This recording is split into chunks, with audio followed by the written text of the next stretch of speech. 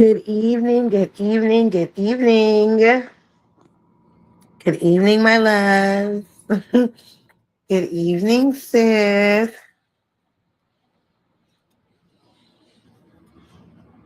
Ugh, okay.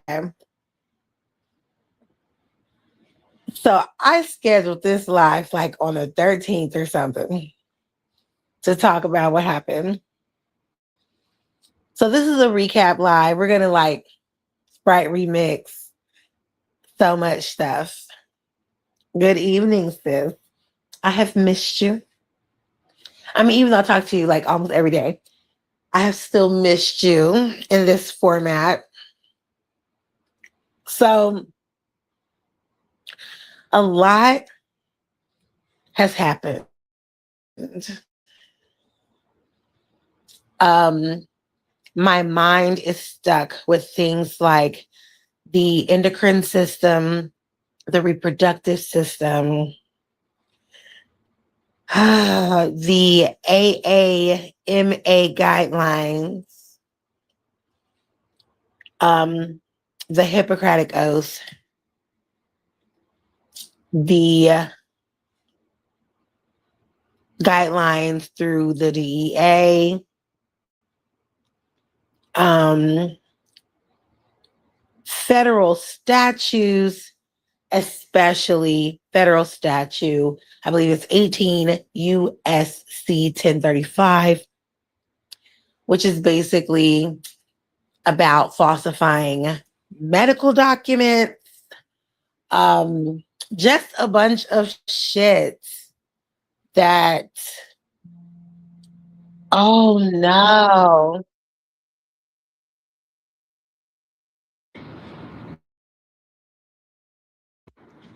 it messed up my audio. Wait a minute, did it? Because I see my circle. Can you hear me, sis? Because I see my circle is still moving. Um, Youngin, call your father.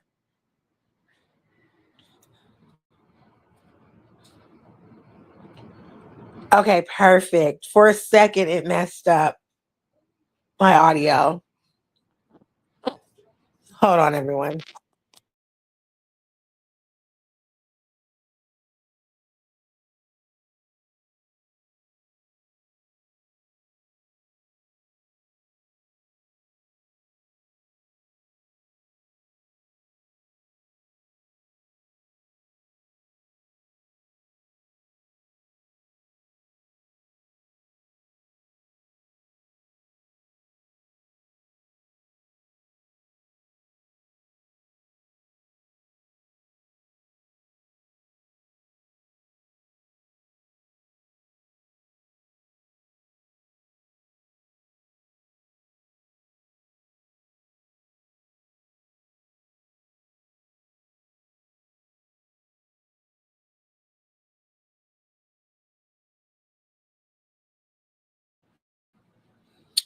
My apologies, my loves. Okay. So, first off, let's talk about what that call was about. So, I'm pissed off, right, sis? So, I order some pizza from a pizza place. I don't know if I should say the name or fucking not, but I ordered some pizza from a pizza place, right? I'm spending over 50 bucks, right? And this is like a cheap pizza place, just to give you guys like an idea. And when the guy gets here, first of all, he has trouble finding where I live. Number one. Number two, once he gets here after he texts me and he tells me to call him, which was weird. If you have a problem finding where I am, you're supposed to call me, bro. Why am I calling you? So I call the fool. It's not Papa John's. It's not Papa John's.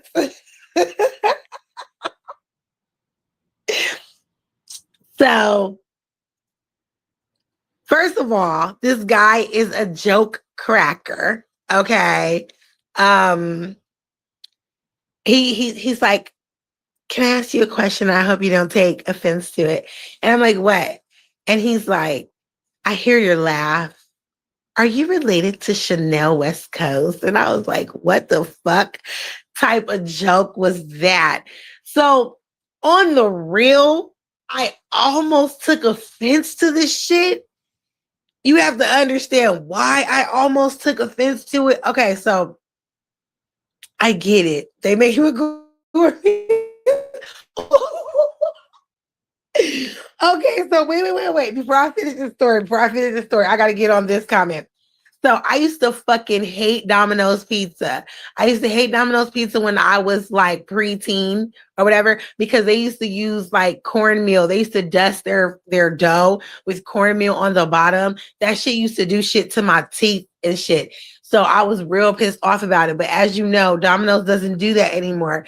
So their pizza has gotten better or whatever. But yes, that cornmeal shit, it really used to grind my gears before I became a teenager. I think it might have been when I was preteen all the way until I became a teenager. I used to hate that shit. I was like, if you're gonna order pizza, mom, please order Pizza Hut, because Domino's was just, I don't know. And we weren't like a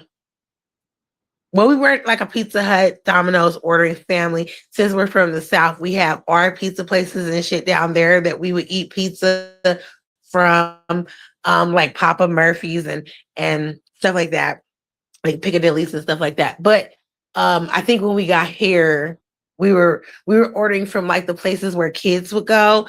I know that Peter Piper Pizza has made a comeback, but we used to have a Peter Piper Pizza out here, and it used to motherfucking be lit. So we would eat pizza from there. We did not have a Chuck E. Cheese here back then. I didn't even know what the fuck Chuck E. Cheese was.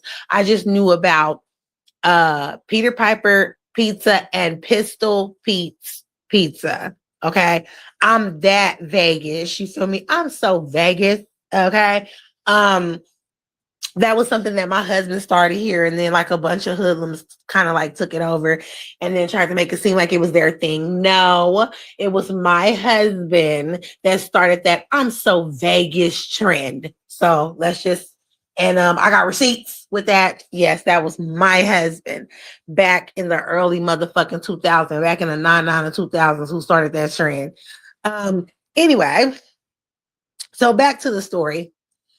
So he says this to me, and I was like, okay, I kind of want to take offense to it, because all of my life since I came to Vegas until I became an adult, even now, not even like, it hasn't stopped.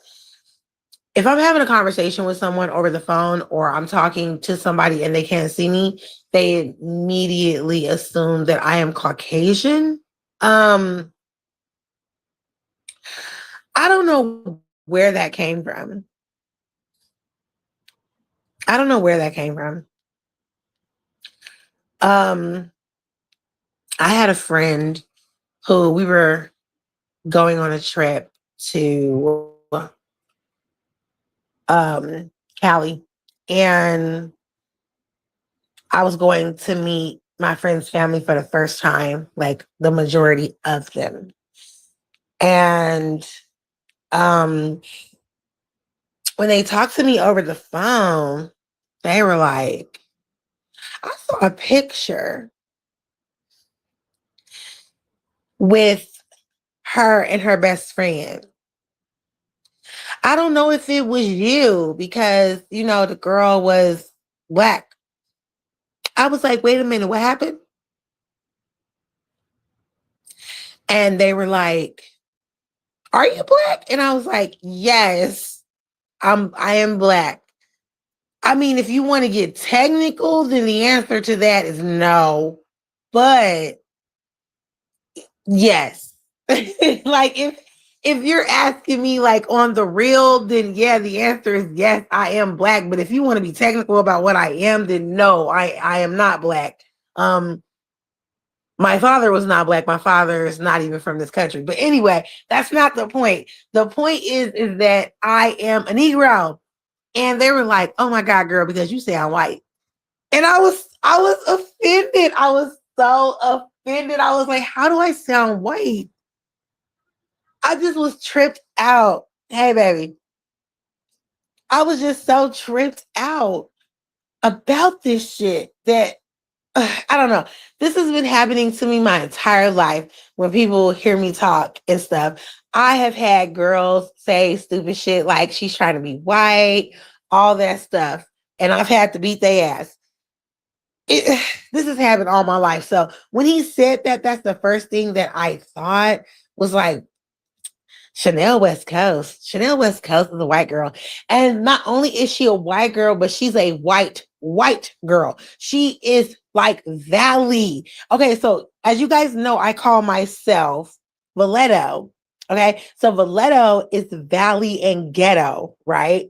You know how they made like a term, uh what was it? Was it damn, what was it? Was it like classy and hood or damn, what was that term that they made? I have a bunch of names in my head, but I know that's not what I'm talking about. Um, damn, I forgot what it's called, but it's not my word. Like people, oh, bougetto or something or whatever. It's bougetto. That's what it is. Bougetto, bougie and ghetto. See, no, I'm not bougie. Bougie is different from Valley. Valley is blonde. Bougie is, I think I'm better than everybody. See, no, I would never describe myself as bougetto ever. Okay. I don't think I'm better than anyone. I know that I'm motherfucking better than some people, but that's not the point. I would never like use it as a title. So I came up with my own title, and that's Valetto. If you guys ever hear Valetto, that's my shit. Okay. That's my shit. I am Valley and Ghetto. I can get ghetto with you, but when I'm handling business and when I need to, I will put my inner Stephanie on. Okay? Not far from that. You are nowhere. Right? This is what I'm saying. I don't like that little hip hop term that they coined, bougetto. I don't A lot of people think that's cute to call themselves bougie. That's not fucking cute to call yourself that. And I don't want to. There you go. Spell it out, sis. There we go. Valetto Barbie Lush. Okay. Um, my words are long. They're elongated. Looking ass. But anyway, so that's how I took what he said at first. And then I was like, he probably doesn't mean that. So let me not get mad.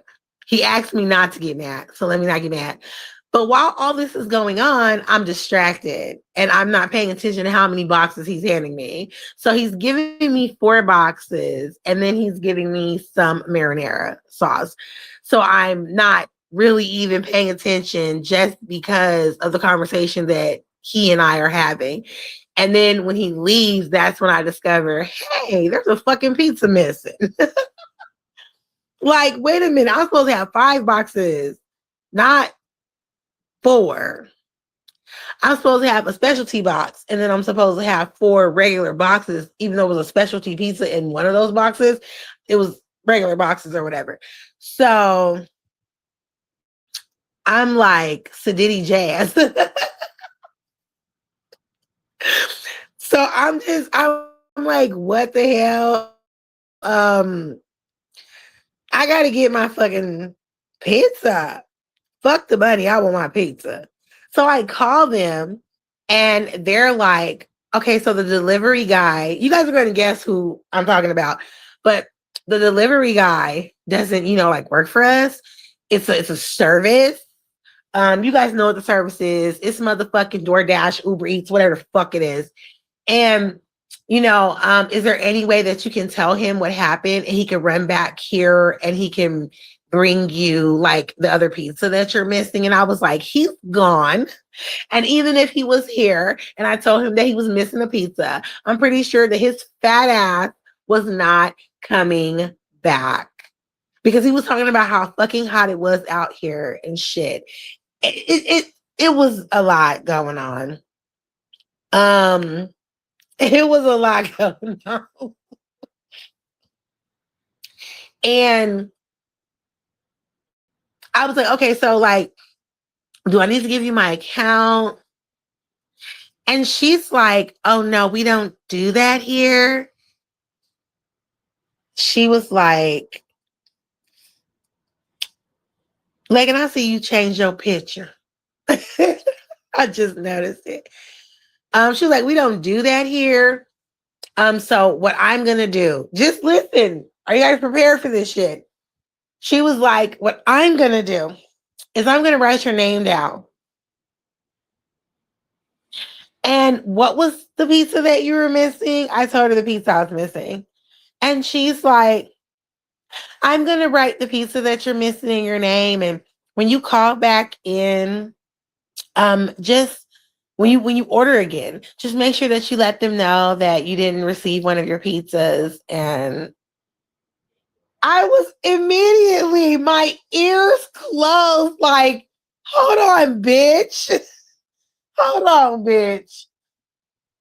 That motherfucking pizza was like $10, bitch. Hold on. Are you saying that I'm not going to get a credit for the motherfucking pizza? Listen, I cannot drive to go get the pizza. I can't go up there. I've been fucking drinking. So I can't.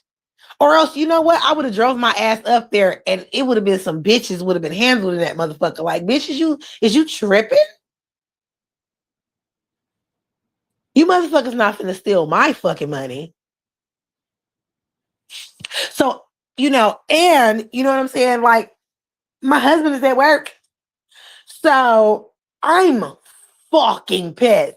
The rest of the shit that she said to me, but my ears had closed the fuck off. Like the whole, your station tube had just closed and shit.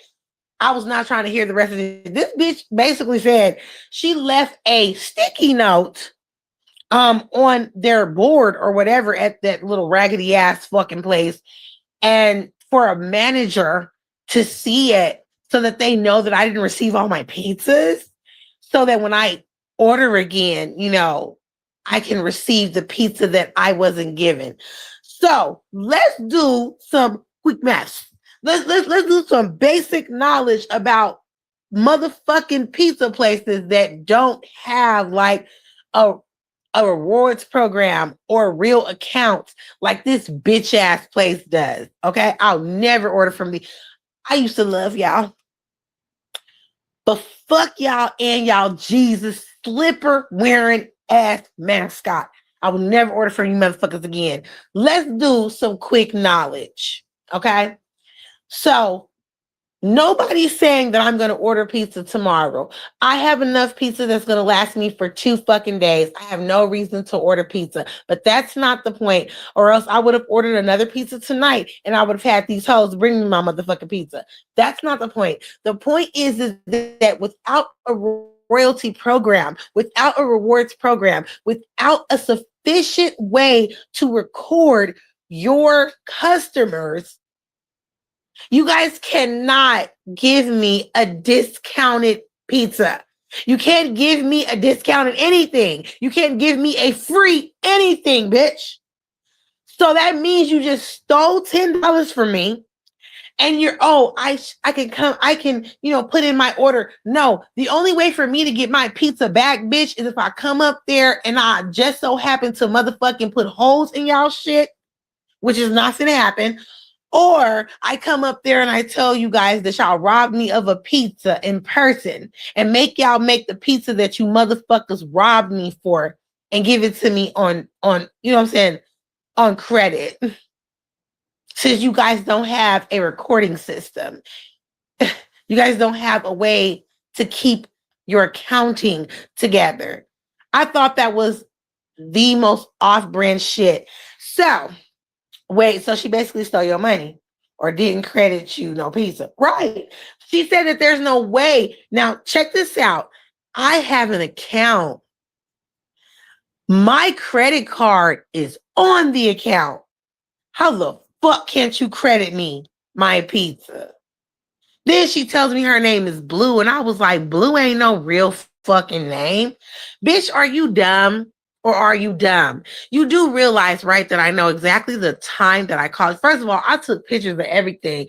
And the little deep dish pizza that I fucking got didn't even look like a deep dish pizza. It looks like a big ass thick piece of bread with some small ass motherfucking cheese topping on it.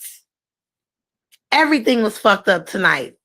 And it soured me on this fucking famous pizza chain. You cheap fuck ass motherfuckers. It soured me on them. So now my motherfucking ass, once I'm sober, I'm gonna have to go up there and I'm gonna have to regulate so that I can get my pizza. What the fuck am I supposed to feed my family?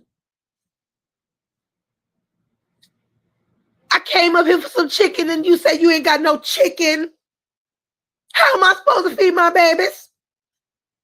Now, if you guys don't know what that's from, that is from the Boondocks when they had the episodes of the chicken flu. Y'all knew y'all was going to do this for a year. How am I supposed to feed my family? But no, for real, I went in the kitchen and I made some Rasta pasta. Okay, I had a, should I say this on here? I don't know if I want to say it. Never mind. Nah, fuck it. I am going to say it. No, I'm not. Never mind. Never mind. I don't. You never know who's watching. You never know who's going to watch in the future. So, nah, I'm going to let that shit slide. So, yes, I was like, you know what? I've been craving pasta for the past like 2 weeks. I ate a little pasta. I had like a potluck and shit at the school. So, I ate a little pasta. But I was like, let me make, you know what I'm saying, some real Rasta pasta. So, I went in the kitchen and I made me some motherfucking Rasta pasta. And it's good as hell. Okay. So now we are off of my food journeys. We're off my food journeys. Where do I want to go next? So let me go live. It's a little boring out here. Let me make one comment. So currently in the Mo3 sector, what is happening is there is a live that is going on right now. Currently, I peeped in and looked, where someone who was cool and talking to motherfuckers in private, where that person is exposing their private messages. Ooh, that's a cute picture of me right there. How the hell do I get out of this? Oh, yeah, I can exit full screen. Wait a minute.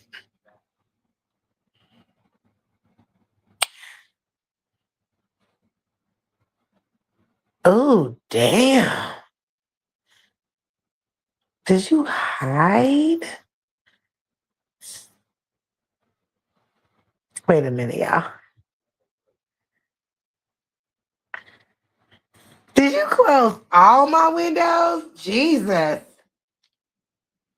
Okay, so it doesn't matter. So anyway.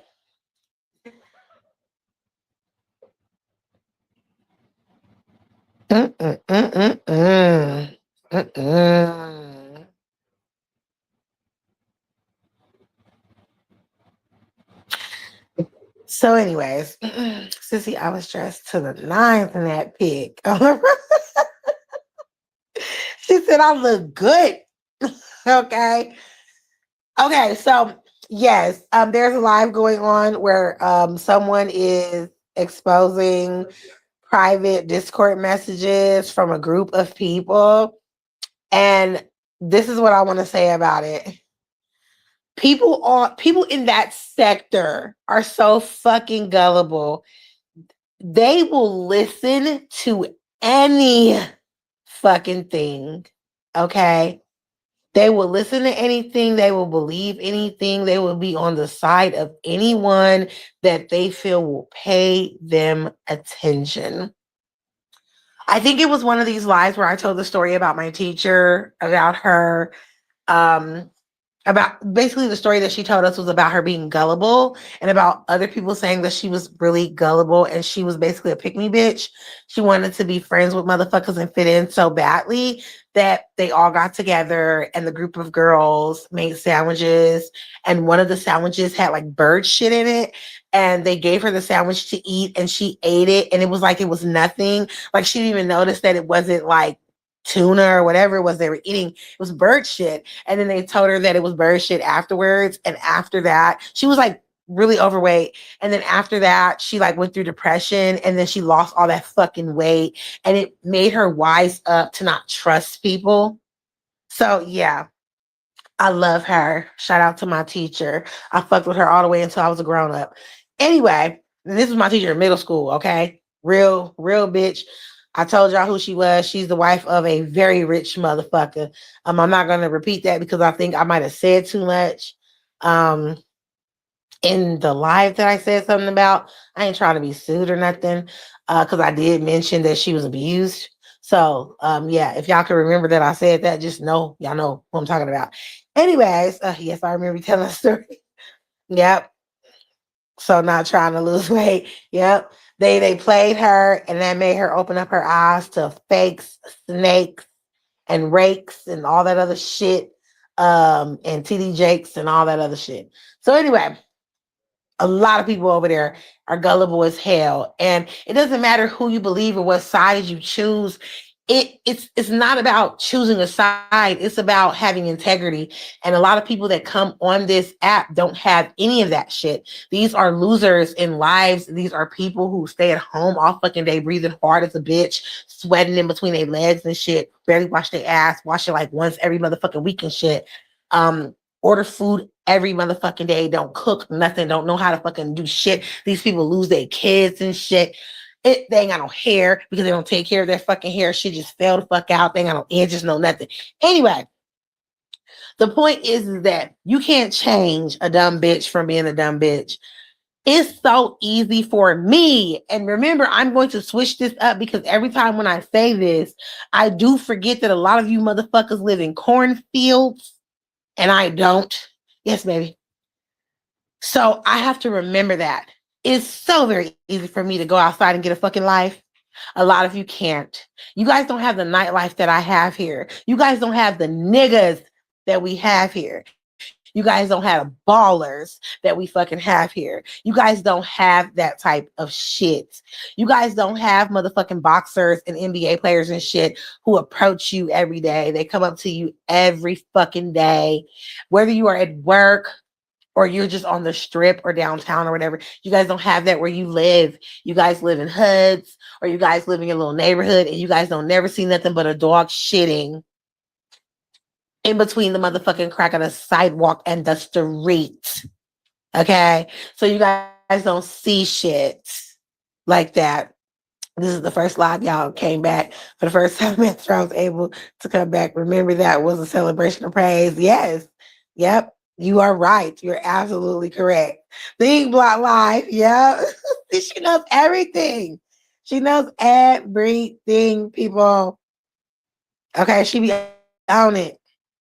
If you come in here and you say some crazy shit, she gonna remember you. Just know that. Okay. Um, so I don't blame these people. My whole point of why I'm even bringing it up is because do you guys expect for motherfucking bitches who don't like you to not sit around and talk about your fucking ass? They're going to. I would. If I don't fucking like you, bitch, I'm going to talk about you. I'm going to call Leggin and we are going to fucking drag your ass while we are on the phone talking to each other.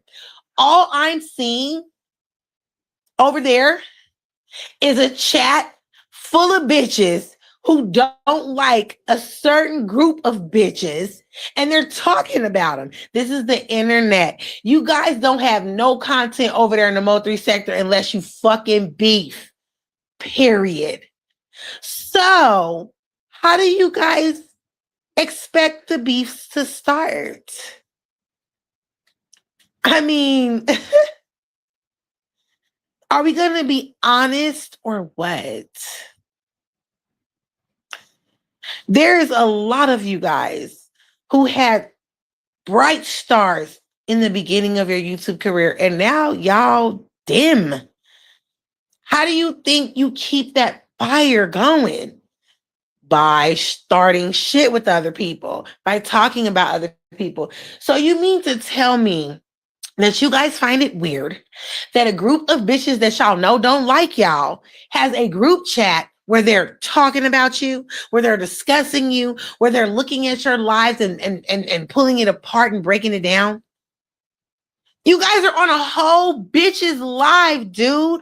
A whole bitch who does nothing but fucking replays, aka breaking it down.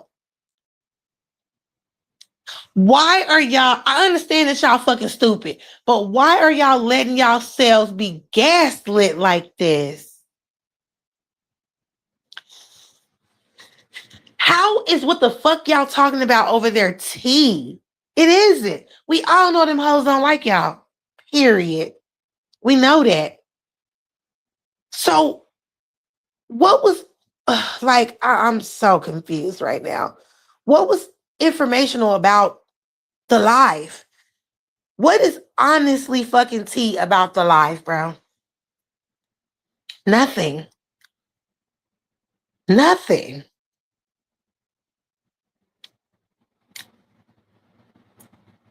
Nothing at all. The sad part that you guys aren't paying attention, and maybe the host of the show, maybe Big Baby and Jackie is paying attention to it, but y'all not. Well, first of all, I hope the other girls, I hope Mink's crew,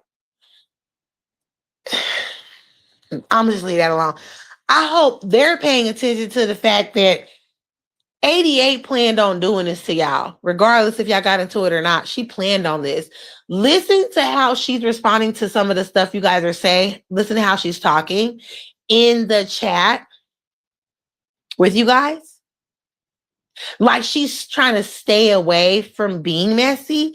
And then when she is saying shit and she's being hella messy, she's up there real quick, like sweeping it under the rug. Oh, that's when I was mad at you guys. Oh, that's when we wasn't getting along. Oh, well, y'all did this to me, so that's the reason why I did that.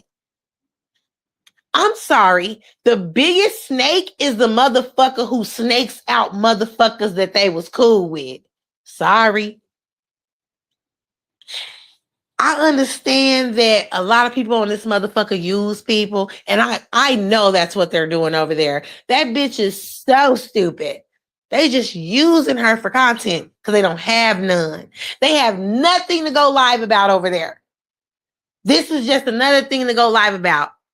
But if y'all really think y'all finna bring a storyline on some bitches that don't fucking like you, that was talking about you behind the motherfucking scenes, that is dry as fuck. We don't care. We all know they were talking about you. We all know they were watching the fucking lives. We all know this. Like, what? Where's the tea? The real tea is what y'all not gonna pay attention to. The fact that 88 snakes every fucking body. That's the real tea. And she don't even be getting paid to do it. You feel me? That's the real tea. The real tea is that fuck fuck both cliques. Fuck Minks, fuck Big Babies and Jackies. And I don't really count that as like a clique. Like Big Baby kind of been everywhere. But fuck all that. The real tea is how she doing Cree. The real tea is how she doing Nurse K. Y'all know I've said things about her over here. I'm not really a fan. But after seeing everything that has happened within like the last year, for real, I do feel bad for the girl because it's like everybody that was cool with her that snaked her. Everybody that was cool with her has done something that was not in her favor. And whether she realizes or not, let's be real. A snake ass bitch realizes everything. She knows everything. She does it on purpose. And then when you confront the hoe about it, she gonna say, oh, I didn't realize I did that. That's what I did. I'm so sorry. That's not my intentions. You can always tell the snake bitches they never have friends. They never do anything. They not about nothing. They don't have careers. They don't, you feel me? Just look at the whole background. And you could tell. That's fucked up what you doing to that girl over there. That's fucked up. That's messed up for real. That girl ain't did nothing to you. She had your back for real. Unless she know you doing it and she's okay with you making her look bad. Because in my eyes, Cree over there looking like she a little follower. She's a worker. Remember, Mink called her that. And now what 88 is doing over there is solidifying she ain't nothing but a fucking worker.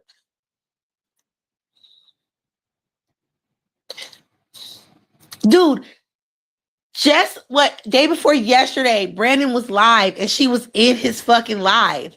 She was in there. And now you're exposing shit out of this motherfucking group chat that makes her look horrible. Brandon is telling her shit.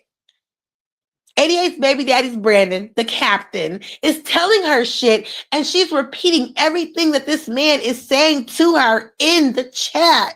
Or at least that's what 88 is saying that she's doing. Girl, she put a target on you. It don't matter what the fuck is going on. If her intentions was to expose them hoes, she should have never done that to you. Girl, she exposing you. She's not exposing me. She's not exposing her. She's not exposing anyone in that chat. Y'all know that old dried out wig wearing ass motherfucking grandma ass bitch that needs to go motherfucking take care of her fucking business and not be on this app is not gonna give a fuck about what y'all say about her. That bitch is so lonely in life, she eats energy. That's why when the bitch was saying shit about me, I was like, bitch, leave me the fuck alone before I put a real case on your bitch ass.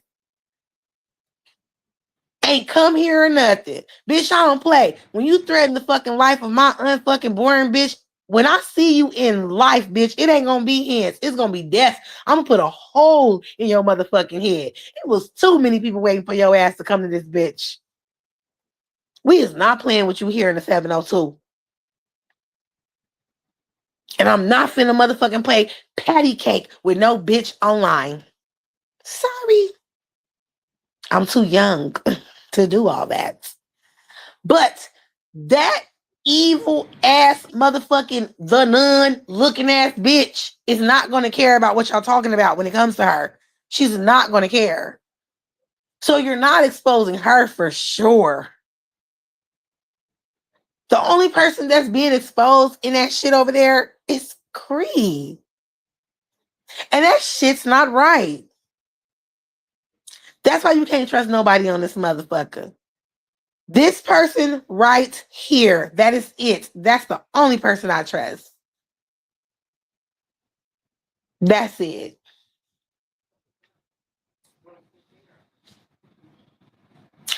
Gotta stop putting all this faith in strangers. I'm just saying. And then, like, this person is over there trying to kiss ass so bad, she don't even realize what she's saying. The way it could be interpreted, by a real bitch like me. I'm pretty sure there's no real bitches in that motherfucking audience over there. But a bitch like me with a mind like mine, you're telling people, oh, Cree got everything. Cree got hella receipts.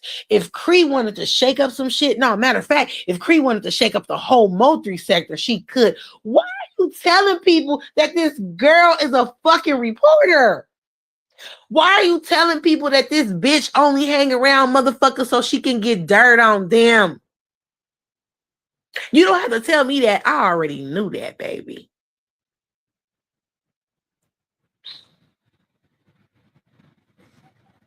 I don't get involved with shit up over here, but I damn sure saw them motherfucking receipts that DG put on his motherfucking shit where she was asking him to fucking strike my sister. So, yeah, I already know. But beyond that, it's still wrong what the fuck you did. Whether you know it or not. Now, maybe these people aren't, you know what I'm saying, as bright as some others. So maybe they won't catch on that that's what y'all doing over there, that y'all exposing that girl. But I know I see it. I see that's what y'all doing. That girl ain't asked for that shit. Whatever your beef is with them people, that was between you and them people, and she should have been left out of it. You dirty for that. That's why I don't talk to none of you hoes behind the scenes at all. Can't a hoe or a nigga expose nothing about me, whether I talk to you or not. You don't have nothing. Who you gonna expose it to? So let's get off that sad ass situation and let's talk about the title of my life, which is called The Amazing Lucas is a Grifter. So I'm pretty sure maybe a lot of you don't know who that is. Um, he is a YouTuber. I don't know what to consider him. I kind of want to consider him a political commentator. I'm gonna say he's a political commentator. Okay. Um, you, if you pay attention to my community wall over there on my Lush Orion page, you might see some of his lives that I've shared. So I still watch some of his videos, but dot. Um, I am slowly but surely about to unsub, and this is why.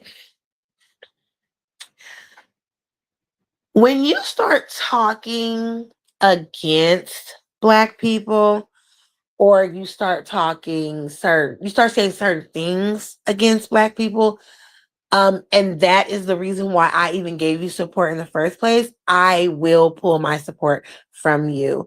I don't like hypocrites. My husband is not in the chat anymore, but you guys can most definitely ask him. I have a number one pet peeve, and my number one pet peeve is a hypocrite. I just don't like it. I feel like life is too short and we are too precious for us to lie about shit. You could just be real. You know what I'm saying? You could just be real. And that's the honest to God truth. I mean, you can tell that that's how I live. Like, I had an entire situation and I broadcasted myself. I did it on this here app. It's not like it was not front and center in my personal life. It most definitely was. We are too old, and I personally think I'm too precious, too smart, too beautiful to be sneaking, geeking, and lying about shit. My one of my sayings that I have been saying since I was a preteen, I'm too fly to lie. I don't have to lie about shit. If you don't like what the fuck I have to say, get the fuck from around me. And that's just the honest to God truth. It really is. Now I'm back on my phone. Okay, sis. Yay. We do a double time over here, you know? Um, it's just too much. Takes too much time, too much energy to lie about shit, to hide shit, stuff like that. It's just too much. So when I notice that you are a hypocrite, I pull back immediately. So this is what happened. About a week and a half, maybe 2 weeks ago, The Amazing Lucas went live, and he was talking about, it was some issue about Hispanics versus Blacks or whatever. So I drop like I always do, and it was one of his lives. He puts up videos. He does pre-records, and then like once a week, towards like the end of the week, he does a live where he calls Disagreement Day, where if you do not like anything that he said, if you disagree with something that he says, you can motherfucking hit his panel. You can drop in the live, say what the fuck you got to say, speak your piece, hit his panel, you know? Respect for that. Here's where the nigga don't get my respect. So I dropped down and he's talking about plies. As you guys can see, the screenshot that I have for my thumbnail is right at the beginning of his rant about me. Cause yeah, he singled my motherfucking ass out of 200 and something people. So I'm gonna clown him a little bit. Since I've been sick, my ears have fluid on them. I can hear better on my phone. I can always hear better on my phone than my computers and everything. Just real talk. I'm a phone person. When I go live on my phone. Even though I have multiple like computer, laptop, I could do it on. I choose to go on my phone. It's just easier for me. I be moving around so much. You can't move around when you're on the computer or the laptop and shit. I ain't got time to be sitting in front of no fucking device. I need to be moving around and doing shit. You know what I'm saying? What if I gotta piss? I'm just saying, like, it's just a lot of times y'all don't even know because I'm prissy. I be on this live and I be peeing. Y'all just don't know. But anyway, keeping it real. Um, so when I dropped in his chat, he was um talking about Plies.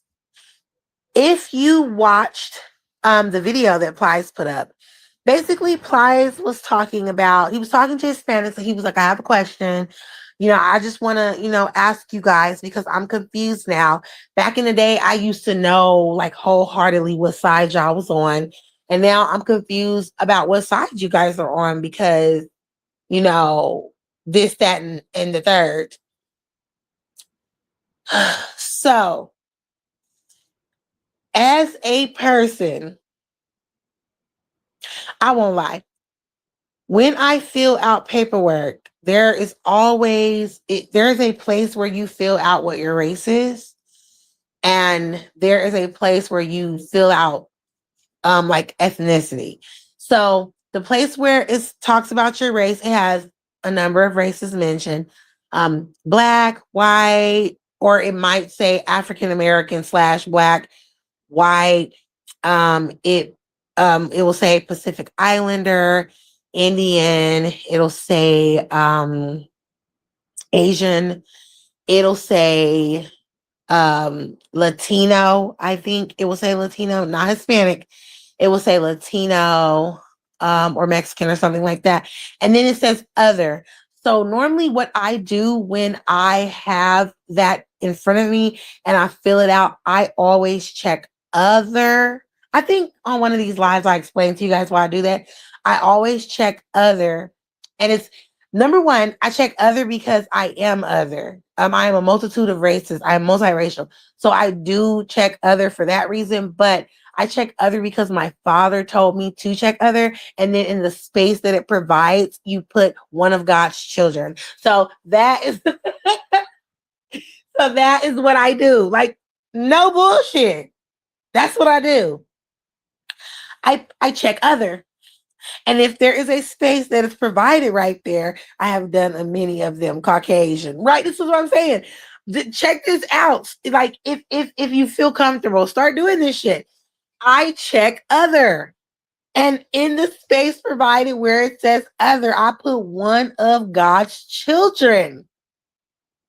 There's some affidavits where there's some paperwork where I'm not gonna say affidavit, I'm gonna say paperwork. There's some paperwork where it tells you like do not disclose or decline. You feel me? So on those specific papers, I will sometimes put decline. I have done other too. I cannot lie. I mean, people get a kick. They get a kick out of that when you put other and then you put one of God's children. Like they get a kick. My dad was a fucking comedian. Not only was he a con artist, but he was a comedian too. So I picked up so much from the nigga. That's one of the things I picked up from him. So that's what I do. But then underneath that, there's a space. Wait a minute.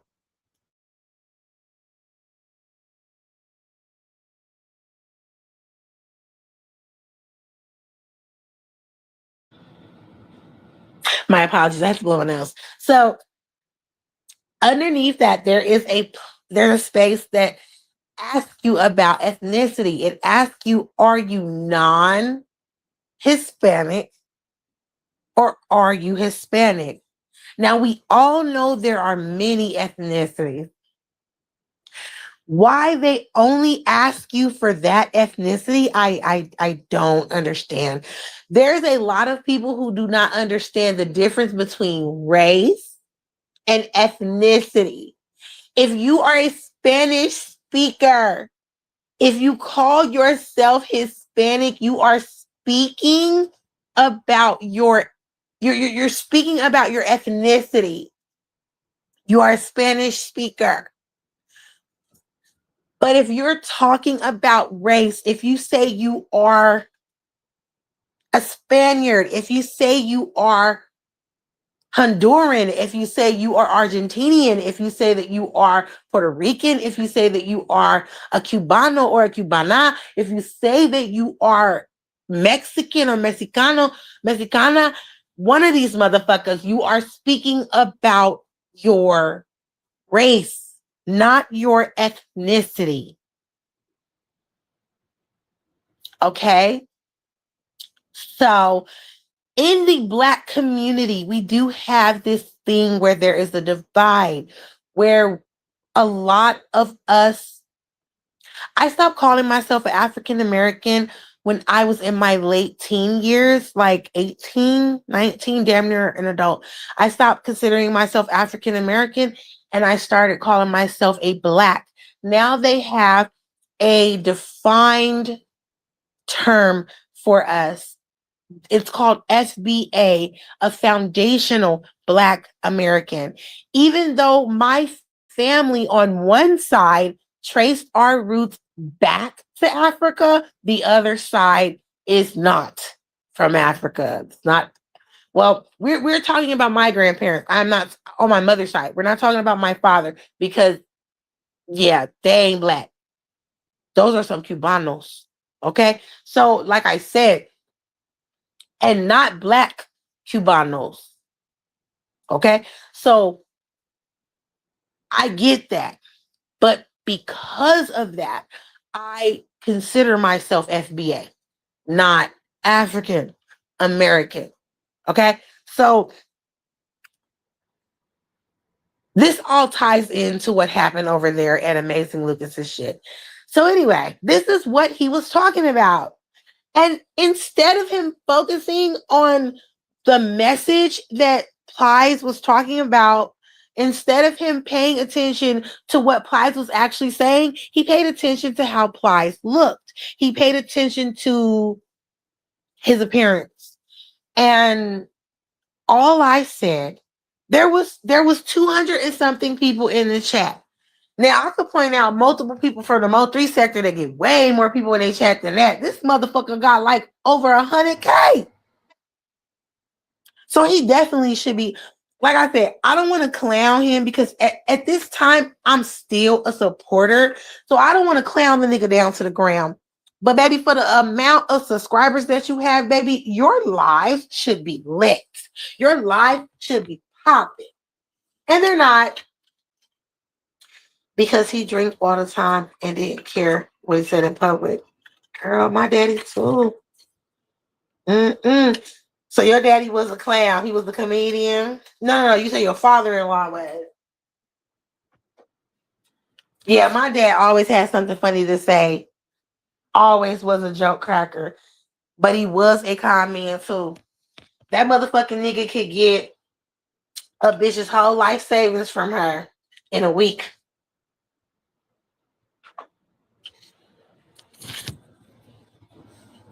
You know, I grew up in a two-parent household for sure, but there was some time where my father wasn't there, and that was because my mother kicked him out. You know, my dad was an alcoholic, and there were times when my dad did things that put us in danger. Like he lost me one day at the park. And the only reason why he found me, you know, like I said, I might not have been here, you know, but the only reason why he found me is because the lady at the park was like, "Is she yours? Because she looks just like you." She brought me back to him. because he was fucking drunk. And he was drunk, went to sleep, and my little sister was in the bed. He rolled over on her, damn near killed her. I have a cousin who died just like that. You know, my cousin's dad, he got drunk and the baby was in the bed with him and he rolled over and he didn't move. There was nobody there to help. And yeah, my baby cousin was deceased. So my mother wasn't trying to have none of that shit. So she told his ass to go. And when he left, you know, he left and he went where he went. I ain't gonna say where he went, you know what I'm saying? But he went where he went, and you know that was that my dad was conning bitches. You know, he was getting with bitches and bitches with money too. Bitches with money. Come visit us and shit. Rolls Royces, BMWs, Lexuses and shit. He was getting with bitches with money in Cali. Well, now I just told y'all where he went. But anyway, um, you know, yeah, he was getting that paper and shit. Yeah. So yeah. You know, plus my dad, he was a musician. Y'all know I have said this several times that I am related to multiple famous people. It doesn't matter. Anyway, getting off of that. So a lot like even though he was an alcoholic and he did a lot of things that was just like, what the fuck? I learned so much from the man. I learned so much from my daddy. Um, and I love my dad. May he rest in peace. He made me. Okay. I'm a spitting image of his ass without the light ass hair, light curly hair. My shit's dark, but I'm a spitting image of his ass. Most of us are. It's only one of us that really takes after my mom. The rest of us, my daddy spit us out. So, yeah. Like I said, instead of Amazing Lucas paying attention to the message, he paid attention to the messenger. And all I said is what other people were saying in the chat. I dropped down and I said that, why are you calling Plies ugly? Plies is fine. That's all I said. He fine and you hating. Sis, I should have never said that shit. Yes, my daddy was a gigolo too. After my dad left, my mama as well as my dad. Horrible. Yeah, I remember you telling me the story, sis. When they divorced, my daddy got where he would drink like a fish and never drink that bad. Yeah. Cause you know what? You know, when you discover that you are alone, that just gives people like that a reason. It gives them a reason, sis. Oh, I'm going to drink anyway, but now I have a reason. You did this to me. That's the reason why I drink. Some stupid ass shit. I sure wish Kevin was in here right now so I can point this shit out to his ass. But anyway, so yeah, I shouldn't have done that, I guess, because he zeroed in on me. 200 and something people in this motherfucker's live, and he zeroed in on my fucking comment. There was one person that was like 6 or 7 motherfucking comments above me that fucking said that he was hating like a motherfucker and he was unrealistic and some more shit. And he ignored that comment and he paid attention to my comment. We all know why he paid attention to my comment. Look at the face. This isn't even the picture I was using. I was using that black and white picture that I used. This motherfucker paid attention to my face and was like, oh, it's a cute bitch in my chat. Let me fuck with her. Listen. You guys cannot go over there. I'm gonna say this before I say the rest. You guys cannot go over there to Amazing Lucas. He's live right now. You guys cannot go over there to Amazing Lucas's channel and find the live that I'm speaking of. You guys can clearly see the thumbnail. You guys will not find that live that I am speaking of. He deleted it. He hid it, deleted it, something. There's a reason why that man did that. First of all, when they were talking during disagreement day, all the people that were on the panel, it was a lot of shit that they was saying. It was a woman who also was from Vegas that was up there talking, and she was, they were talking about Kamala. I mean, not Kamala. They were talking. Yeah, no, they were talking about Kamala. They were mentioning Kamala. They were mentioning Jasmine Crockett. One of the big things they were talking about was Jasmine Crockett. You guys know that I spoke on that over here. And it was crazy because it was like the women was saying like the off-putting shit and the men were saying the real shit over there. So it couldn't have been for that reason. I believe it was for the reason that I'm about to tell you guys about right now, the live that I'm doing right now. The meat and the potatoes of my life. I think that's the reason why he deleted it or he hid it, because of what he did to me in the live. So let me put out there real quick. I was eating that ass up. I have a portion of what happened recorded. You guys know I can't put it up because this is a way bigger YouTuber than me. Maybe I'll put it up somewhere else, but I have like half of the exchange put up. I was eating that ass up and he was looking stupid. This, without me even clicking the link, because the link wasn't offered at this time. The link is offered at the end of his rant. I was eating his ass up from the fucking comments before that. There was people in the comments that was like, girl, start responding to the nigga so he can get back on content. He was so frustrated about what the fuck I was saying. This nigga asked for my fucking IG. He was like, I want to see your pictures on IG. I want to see if you're a bad bitch.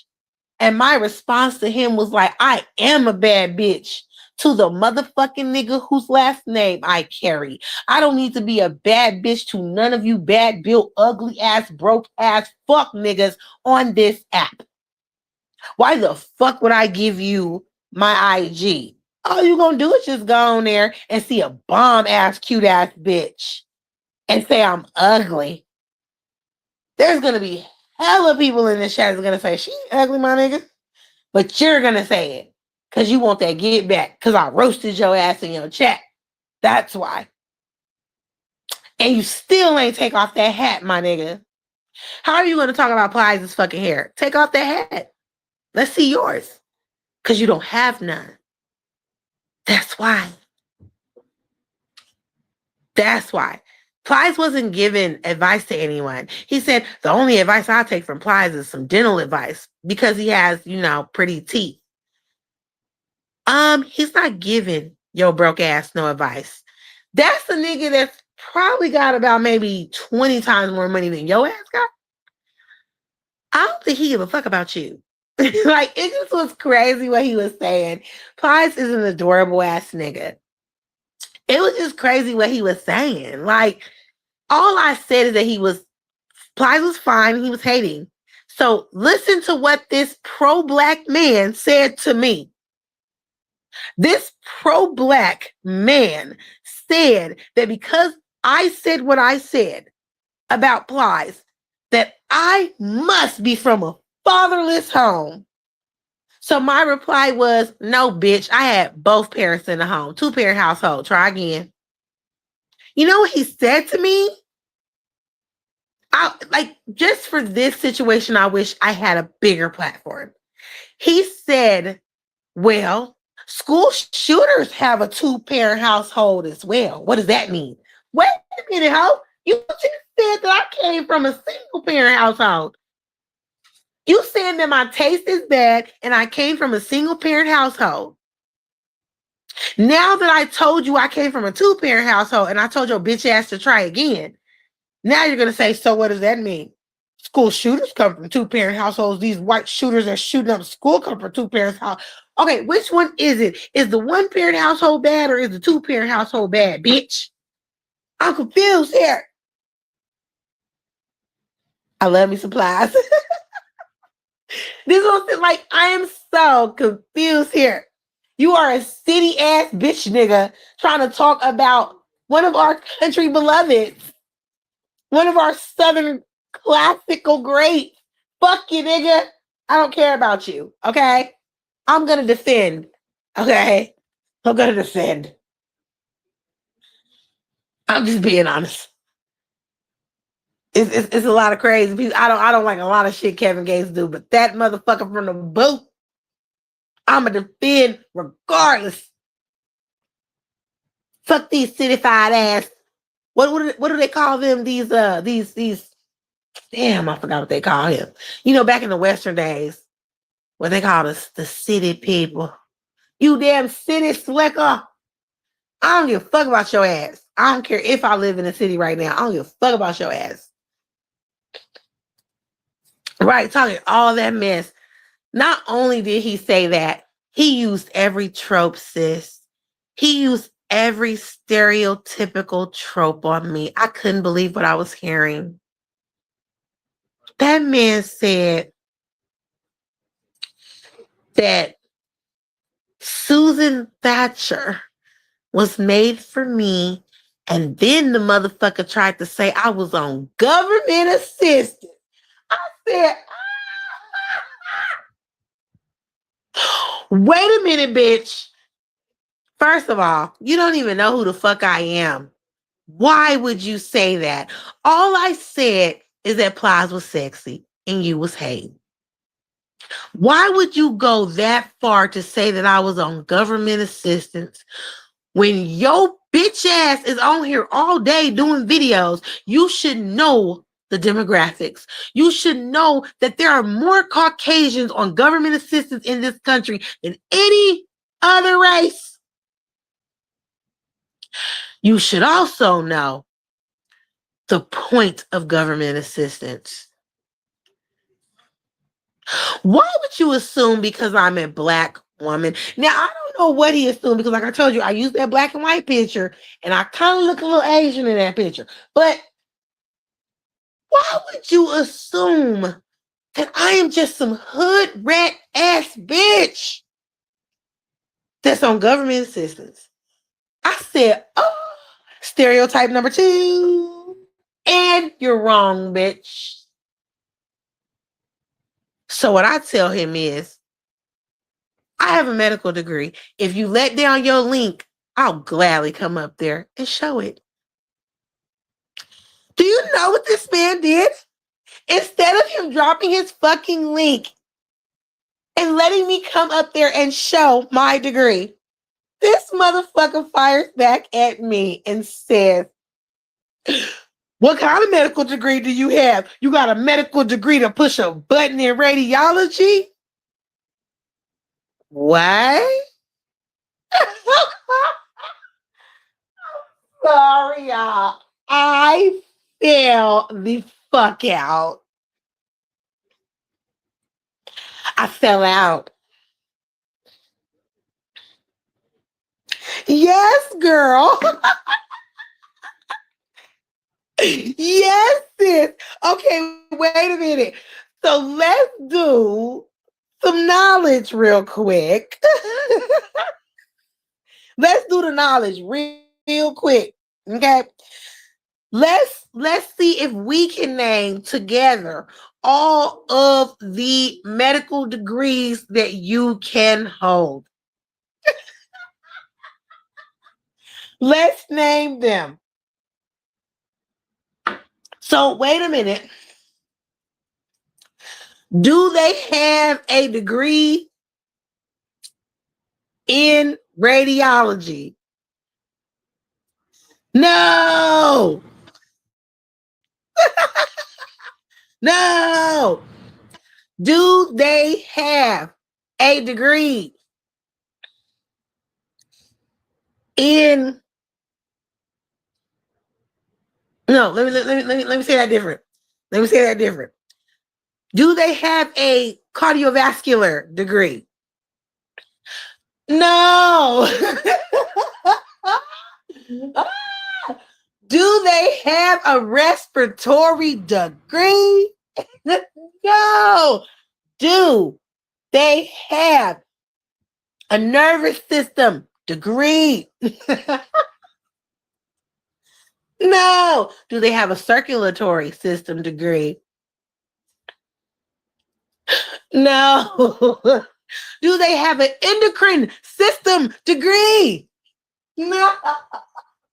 Do they have a respiratory system degree? No. No. Okay. No. Do they have let me use like an area of the body. Do they have a thoracic degree? Oh God. This is this is too much. This is so much. Like, oh God. Listen to me.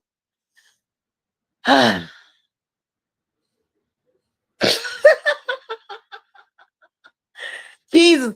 Wait a minute. Do phlebotomists have to get like a special degree? the the blood drawing degree.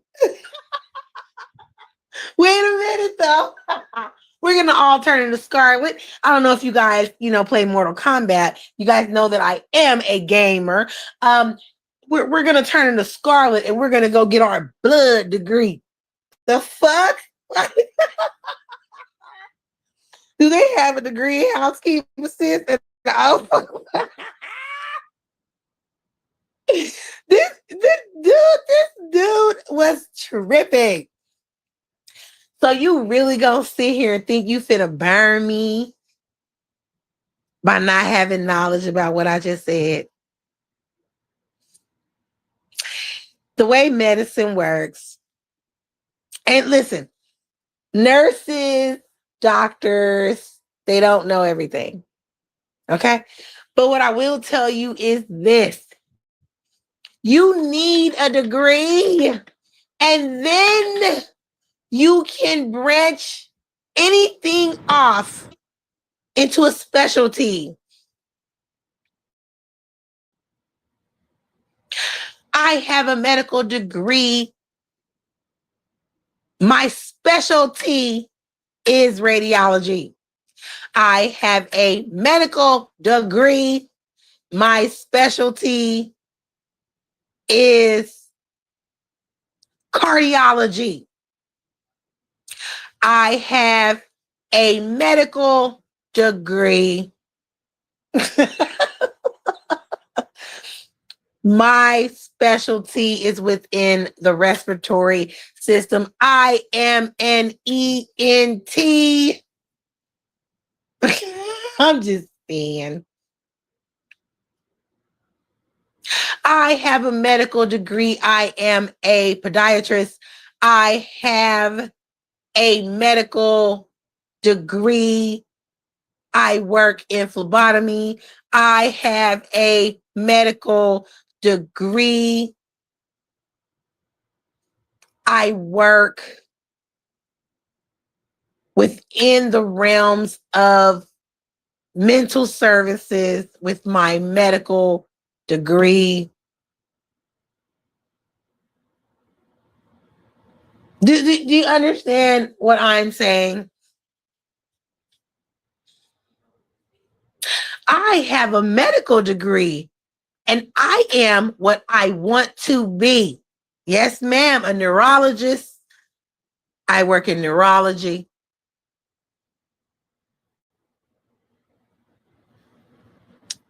Like, I wanted to be simple. I wanted to be a optometrist. Okay. I have a medical degree and I am an optometrist. I have a medical degree and I am an ophthalmologist.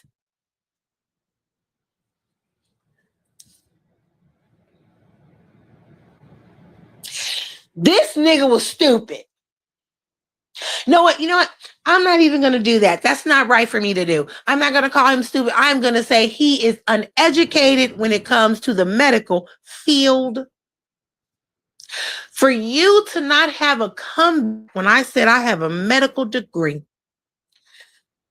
y'all do know that when a person When you go to, listen, do you know how many years of schooling it takes for you to get those abbreviations? Okay. Do you understand that when you go to the doctor and you see someone, you may see someone, Jessica Prevera, NP. Those abbreviations stand for nurse practitioner. She is not a doctor, but she works in the capacity of I'm not gonna say a doctor, I'm gonna say a physician. She's a physician. She has the authority to do certain things that a physician would be able to do.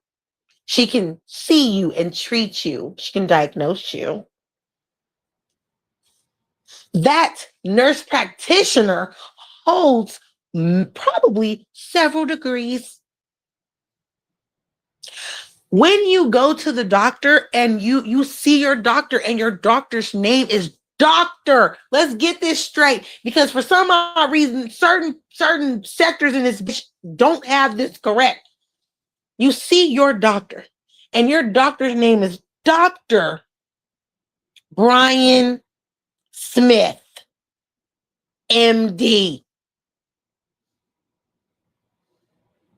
I shouldn't have changed my name. I changed my name to slick ass bitch from Orion MD. Let's learn real quick before my phone fucking die. Let's learn real quick. When you go to the doctor and you see that there's a Dr. Brian Smith MD, let me explain to you what the fuck that means. His name is Brian Smith. The DR period in the beginning of his name means he is a scholar. He went to school and he received something called a doctorate degree. That means he is a scholar. It does not mean he is a medical doctor. DR is not for doctor, medical doctor. DR, this is, I like this, but it's Orion Star MD. It's not DR. DR means you are a scholar of whatever, what do I want to call that? I don't want to say specialty, but thank you, sis. You are a scholar. That means you know what they claim is everything to know. You know the basis and beyond of a certain topic. If you went to school and your major was literature and you have a doctorate, there you go. That's better, baby. And you have a doctorate. You put that DR in front of your name and you are now Dr. whatever of literature. You are a scholar.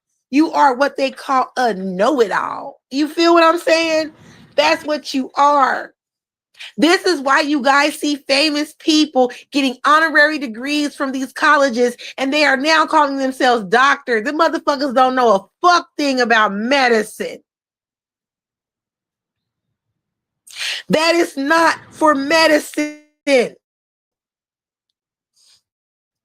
This right here, what she just showed you, this is for medicine. When you see a person whose name is, we'll use mine, Orion Star MD, that MD stands for medical degree. Okay? You are a medically trained person. You are the medical know-it-all. You are a doctor. Or at least you could work in the capacity of a doctor. It's a couple of things you have to actually do before you can actually do that, but that's not the point. The point that I'm making is that's the difference. That is the difference.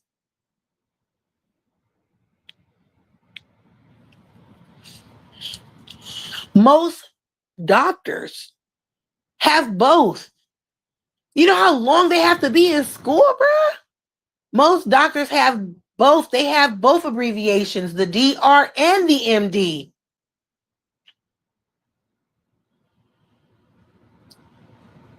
This is something that they teach you in the medical field when you are going to school, when you are climbing that ladder. The more abbreviations that you have, the more money you make, baby. That's what that's all about. So if you're gonna come at a motherfucker that tells you that type of shit, you better know what the fuck you talking about. And the fact that this nigga said that shit, I was in there on the floor. What is you talking about? I have a degree to push a button, baby. I don't need a degree to push a button, baby. Whether you know it or not, matter of fact, I'm sorry. Let me take that back. Whether you know it or not, most people who push that button, hoe ass nigga, got a fucking degree. Let me take that back. I take everything I just said, this last shit I just said like a couple seconds ago, I take it back. Because in order for you to press that button, you stupid ass nigga, you need to have that degree.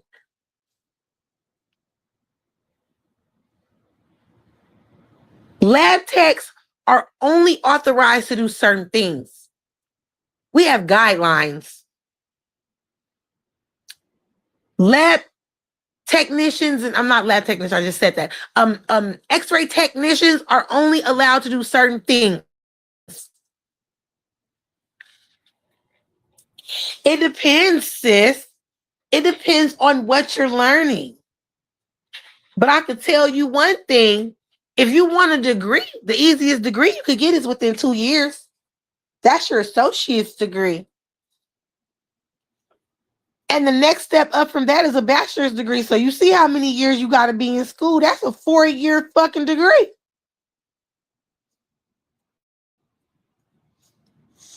And then let's be clear when it comes to the medical shit. You have to also count your residency.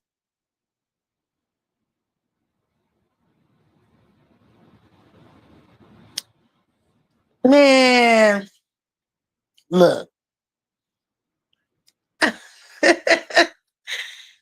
It's a miracle you become like in your 30. I go to school for so long, y'all. So long. So much money. I hope y'all know just to get into the entry level of the medical field. And I'm talking about being a nursing assistant or being a medical assistant. Your ass is gonna come out of pocket about 20 G's. You're coming out of pocket anywhere from 15 to 20 G's, depending on the school you go to. That's a lot of money. And a few of you will be, a few of you will be lucky to be able to get a Pell Grant or a scholarship. Everyone is always offered some type of Pell Grant these days. But for the people who cannot get that, and you have to pay out of pocket, do you know how much money that is? Even when you get your Pell Grant and you get your scholarship, you still owe half of that fucking price tag. So that's 20 G's, and you getting about 8 of that through scholarship and Pell Grant. The rest of that money, you're going to have to go to Freddie Mac or Sally Mae or something to ask a lender. Okay? This is a lot of money. That's why a lot of doctors are still in debt even though they practice.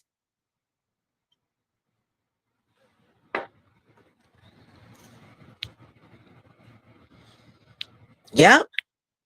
You know, sis, it ain't nothing to play with. That's why they came out with these beautiful things called trade schools.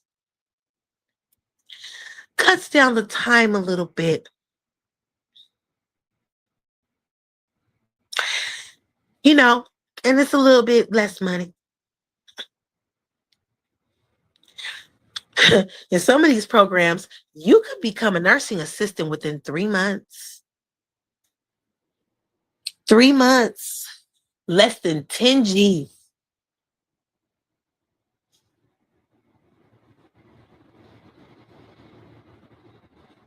You got motherfuckers up here without careers. You got people up here, excuse me, that's not doing a fuck thing.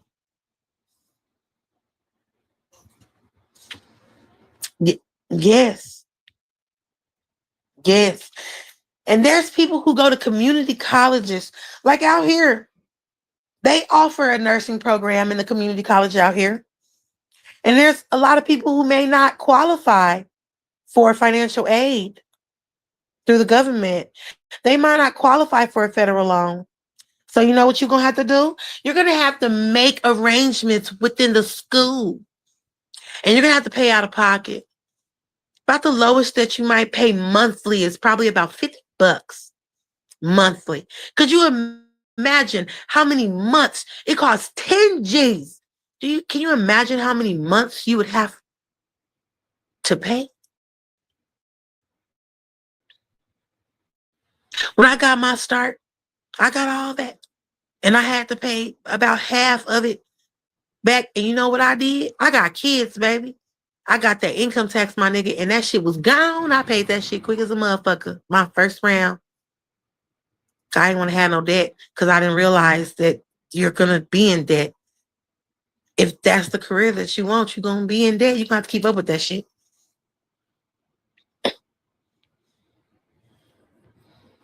You know what I'm saying? If y'all want me to do, you know what I'm saying, a step by step on that shit, I can do that on here too. I'm not going to do that right now, but if you ask for it, baby.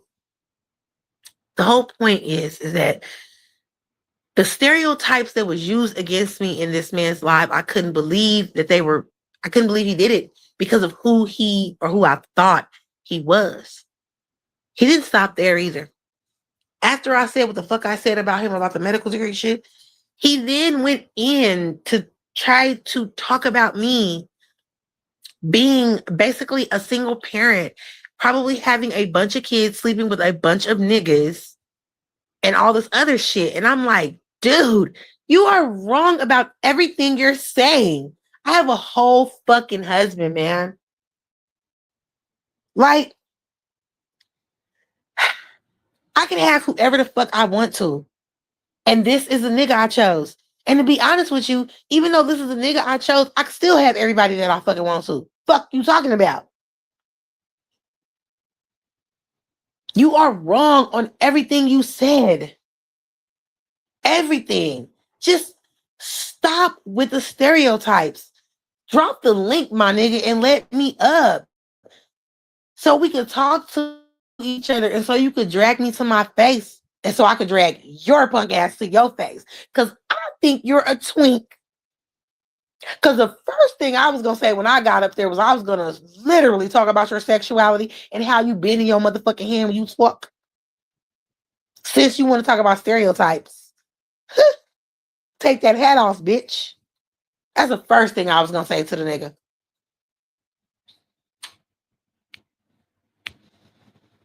This is what I'm saying. It was, even though you didn't know me, you assumed the worst.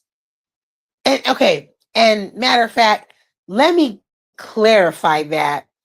That's not the worst. I take that back for every single mother out there. That's not the worst just because you're not married to your children's father. These niggas out here are trash, baby. Even when you marry them, they trash as a motherfucker. Marriage is not what y'all think it is. Marriage is about compromise. All that marriage is about love no, marriage is about sacrifice and compromise. Because that's what the fuck you're going to be doing. To stay married to your husband for as long as you need to, you are going to be sacrificing and compromising. That's what you're going to be doing. In order for you to even marry a person and want to become one with them, you love them. So that is a given. No matter what the fuck is going on, that love is always going to be there. That protection is always going to be there. So telling people that marriage is about love, you're lying to these people. Don't lie. I've been married long enough to where I could tell y'all that's not the truth. You're going to love that person regardless. The truth is, it's going to take, you got to be a tough cookie and you got to compromise. There's going to be shit that's going to happen in your motherfucking marriage. You're going to be like, nigga, you got to know how to deal with that shit. Unless you are just extremely passive. If you're extremely passive, then maybe not. I mean, can you understand how long forever is? Especially when you make forever so young. You are in high school looking at a whole nigga. You're not looking at these niggas like, I'm gonna be with you for the rest of my life and really mean that shit. Do you know the hurdles that you are gonna go through with that person? You decide right now that that's the man you want to be with for the rest of your life, and you are fucking 15, 16 years old. I hope you know that men change when you get in your 20s. Okay? Men change, they physique change, the mental change. Ooh, so much that changes. Yes, go ahead, baby. It's so much that changes. You aren't gonna be able to experience that shit. None for you. You don't get to experience none of that shit because you're married. Listen, for you to sit up here and think that ain't nobody gonna tempt you, you'd have been married to this nigga since you was a teenager. Ain't nobody gonna ever tempt you. You are a fool. See, look, she know because she been married forever too. High school sweetheart type of shit. You will be tempted. Your husband will be tempted. Your mental will be tempted. Your kids is going to tempt you. Everything is going to happen. It's all about how strong you are. Things will happen. It's about how you come together after it. There's going to be some dude. And if you are of like, okay, if you are of Caucasian descent, it is going to be some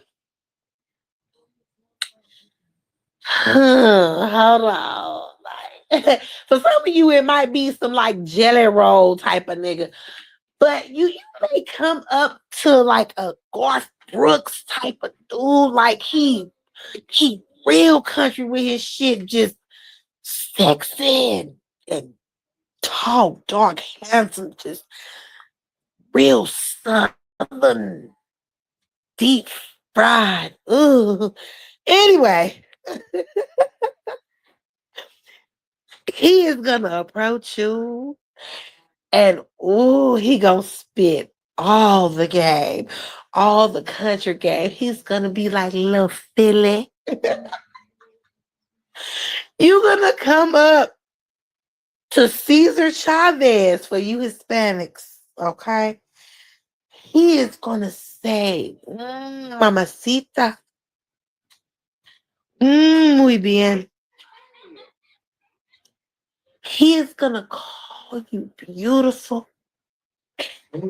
He is gonna call you his little flower. He is gonna say, Dolores, just all this shit, little Dolores Piquito, all this shit. He is gonna call you the moon stars and the quasars, and he is gonna have them shoes that fucking curve in the front.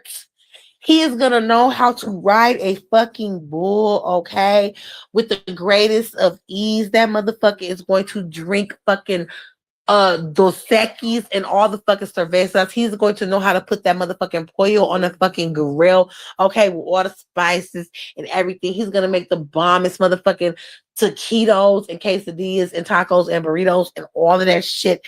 Okay, he's gonna be talking so much shit, and this motherfucker will have a good job. Yes, Billy Ray Cyrus, okay? Yes. He is gonna do all of that. That motherfucker is gonna have that big ass, okay, GMC truck, okay? It is gonna be sitting on motherfucking rims. Okay, it's gonna have the clean ass interior. All right, all of that shit. Both of their asses. The Billy Ray Cyrus nigga and the Cesar Chavez nigga is both gonna be riding up the street in the motherfucking F-150, F-250, whatever fuck them goddamn. I don't like trucks, but whatever the fuck them hoes is called. They is gonna be driving up the street with those with the motherfucking protective motherfucking the rubber fucking protector in the fucking back of that motherfucker. I love those fucking rubber protectors. I absolutely love them. I really only see like people who work in this shit and like white boys with those. But I'm just saying they're gonna have that shit in the back. You know what I'm saying? I remember back in the day, you know what I'm saying? My grandpappy, he motherfucking had that Ford Runner. Okay. And we used to sit in the back of that motherfucker, boy. We was putting our lives on the line in the back of that fucking truck. Okay. They's gonna ride up on them big motherfucking wheels in that big ass truck looking hella cute, getting the fuck out. One of them gonna have them spurs on the back of his motherfucking shoes and shit. Like, I'm telling you, this motherfucker is gonna be the donkey whisperer. Okay, if you is Asian, this motherfucker finna roll up looking like one of the BTS members. Okay, he is gonna be singing to you, baby. He is gonna be saying, "I'm preaching to the choir. Can I get the mic a little higher on some motherfucking demons? What's that shit called? K-pop demon hunters." My daughter is just staring at me right now. Oh, she's looking at me like, "What the fuck are you talking about, mom?" On some K-pop demon hunter shit, okay? My son got a little friend. She live in China. They be playing on their little motherfucking what's that shit called? Look, they laughing now. They be playing on the head. What's that shit called? The VR headset. They be trolling people and shit, going up in there speaking like Chinese and shit with people. You know what I'm saying? And I be, my son, he like the Chinese. I'm just saying.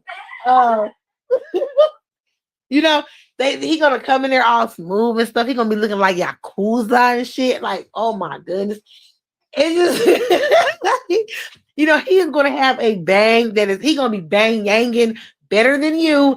Okay. He's gonna have the cold little black hair. He's gonna be all pale and shit. Them motherfuckers need some sun over there. I promise you. They need some sun. Oh girl, I forgot the horse. Wait a minute. I said donkey for this Spanish, but I forgot. You know what I'm saying? For the country white boy, he gonna be on a horse, baby. He is gonna be on the cutest horse. I can't even say that he's gonna be on like. Okay, so no, I'm not gonna say that because then I'm just leave that alone. He is gonna be on the cutest little horse. He gonna name that motherfucker Apple and shit. That horse is gonna be eating apples. He gonna be cutting them up. He's gonna take one hand and be cutting the apple up and feeding the goddamn horse and shit with the apple. What's that goddamn horse? My Little Pony? Is it Applejacks? Applejacks. The My Little Pony horse. Applejacks, the country one, is Applejacks, right? Yeah. Because I like Fluttershy, but she's a Pegasus. So anyway,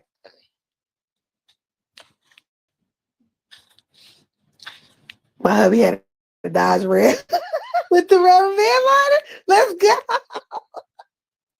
I knows my men, okay? Oh, see, look, this is what I'm saying. Hunter green and everything. Yes. That's how they get you, baby, when they roll up in that truck. Look, we some country girls over here. And let me tell you, so I'll get to the black person in a minute. But anyway, because it's a difference. See, back to the K-pop demon hunter. Y'all already know what's up. That motherfucker is going to know how to make the fucking sushi rolls by hand. They're going to taste fucking amazing. He is going to know how to make that. He's going to know how to make that pho perfectly. Okay, it's gonna be a 300-year generation motherfucking recipe. You're gonna fall in love. Okay, he is gonna be super protective. He is gonna motherfucking take out them size. He is gonna take out that motherfucking sword on your motherfucking ass, and you are gonna fall in love. You're gonna fall in love. Okay. Now, when it comes to the black dude, it's a little different because you got your city, nigga. And then you got your country. There you go, okay? When you try hella hard, okay? The city nigga, this motherfucker got on a 3-piece suit. This motherfucker got on blazer. fucking vest.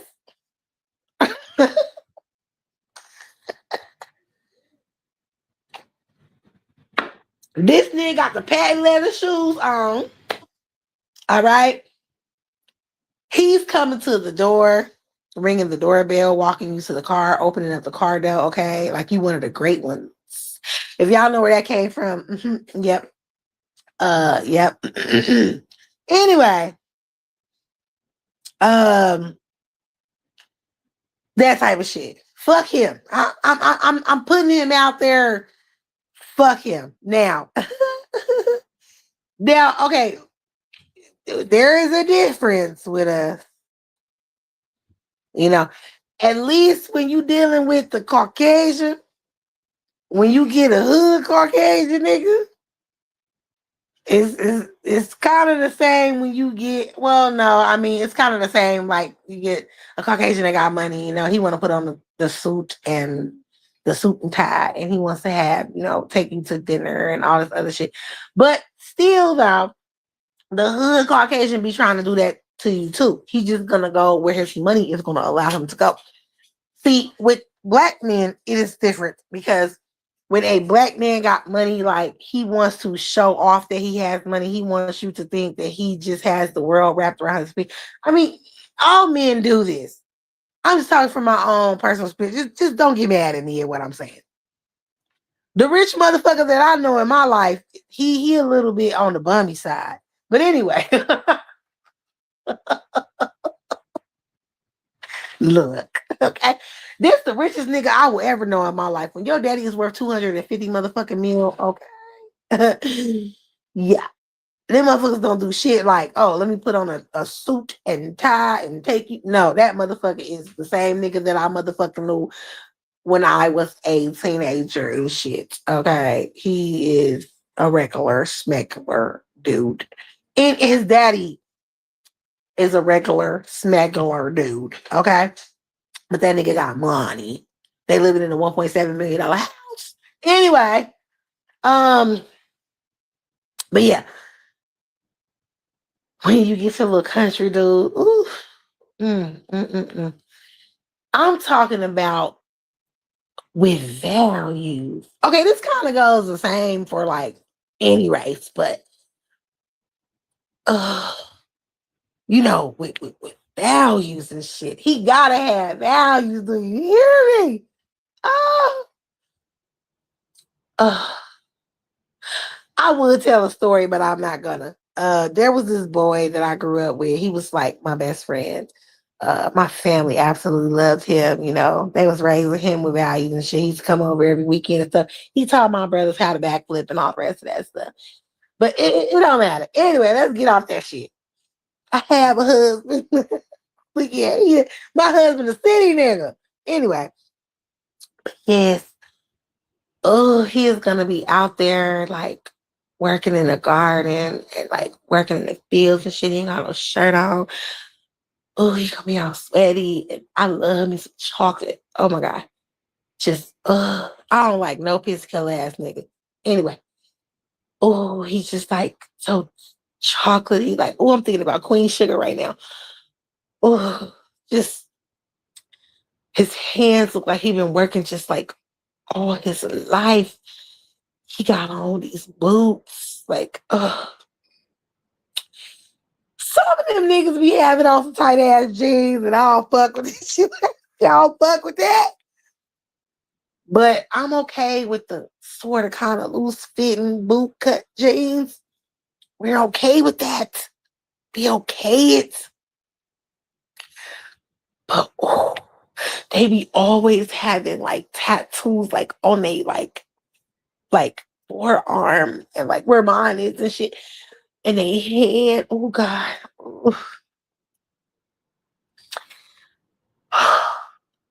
Don't nobody watch my shit anyway. But there is this dude. Oh no, you know what? I can't do that. Never mind. I was about to get in trouble. I was about to get myself, no, fuck all that shit. Oh no, I'm not gonna do that. Never mind. That's distasteful. Anyway, but yeah, like, You cut down trees. Oh, you cut down trees, Poppy. Oh, like you cut bushes.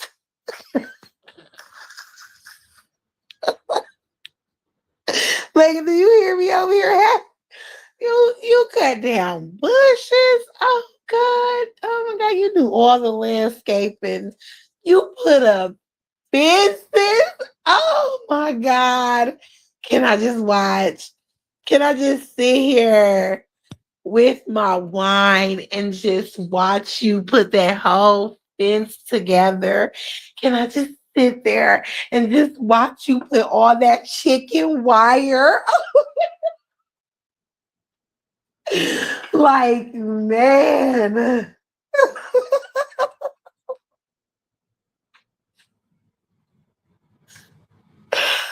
Oh my God. Sis, you know. Then you read the car. I am reading them. And then he gets on me from my mouth. Yeah, he gonna get on your ass for real. As soon as you put Billy Ray Cyrus, he gonna get on your ass.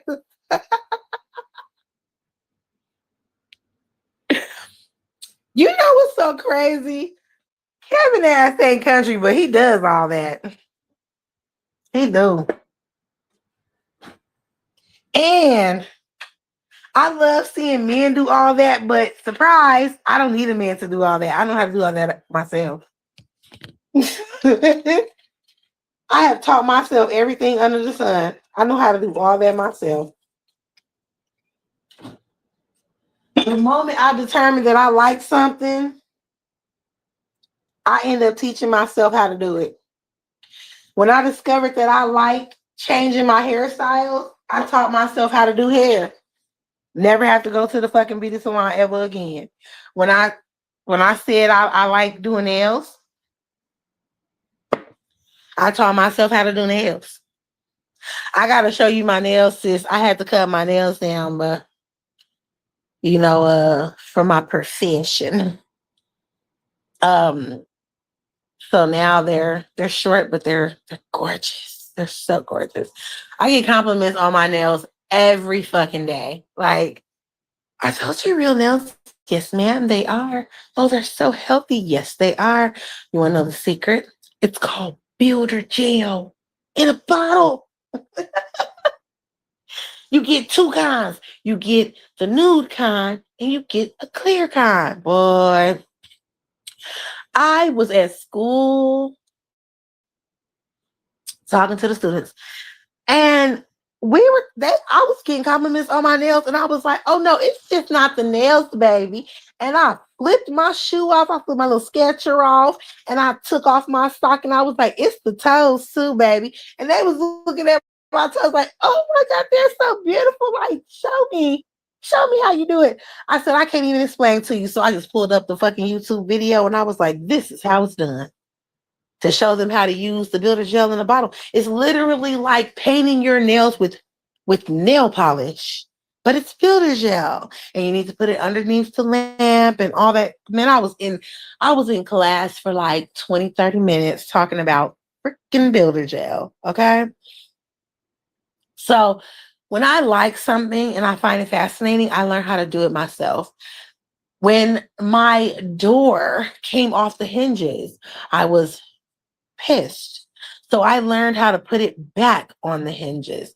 When I had to get my windows changed out because there was too much air that was coming into my home, I learned how to go to fucking Lowe's, Home Depot, pick out first of all, I learned how to measure my shit first, see the imperfections in the cutout in my home, and I learned how to go to Home Depot and Lowe's and pick out the windows that I was going to replace the windows that were already there with.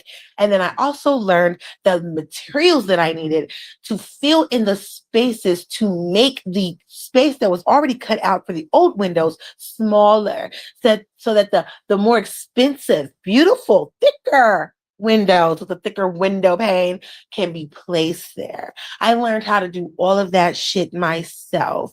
I learned how to color correct painting myself.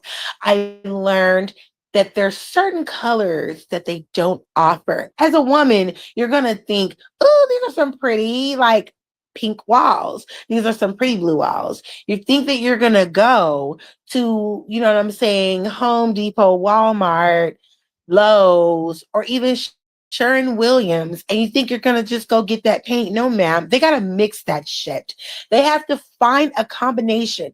Nigga, I learned that shit so fucking quick. I painted my walls gray. It was a certain color of gray. And I did all the research for me to find out that in order to get that color gray that my walls were when I had an accident and my walls got scuffed up. So I needed, well, actually, what I wanted to do was I wanted a deeper gray after I scuffed the walls. And then I wanted to paint the lighting fixtures and the panels for my knobs yellow. I wanted my kitchen to be gray and yellow, like a concrete gray, maybe like a gunmetal gray, like gunmetal gray. But anyway, I did all the research to find out that I needed not only black and white, because we all know that black and white together makes a gray, but I also needed a hint of yellow and a little bit of blue. See, I learned that on my own before I went up there, okay, to Sherwin Williams to get the paint. So once I learned that myself, I was able to go up there and I was able to say, I need this color after I got the little slab of the color I needed. I need this color. And I already know the colors that you guys have to use. You have to get a gray. I mean, you have to get a black, you have to get a white, you have to get a yellow, and you have to get like a little smidge of light blue. You have to put all those colors together and then put it in that little shaker. Let it shake.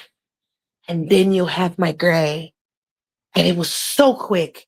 They had the perfect gray for me. I was thrilled. See, a lot of people don't know that because they don't do renovations to their home themselves, or they don't have property that they have to fix up. So they have to do things like that. You have to put in a new door, and the old door has too much space in between the frame, the threshold, and the actual door. So you have to make, you know, you have to make the difference up. So you have to redo the measurements, and then you have to add the extra layers on the door.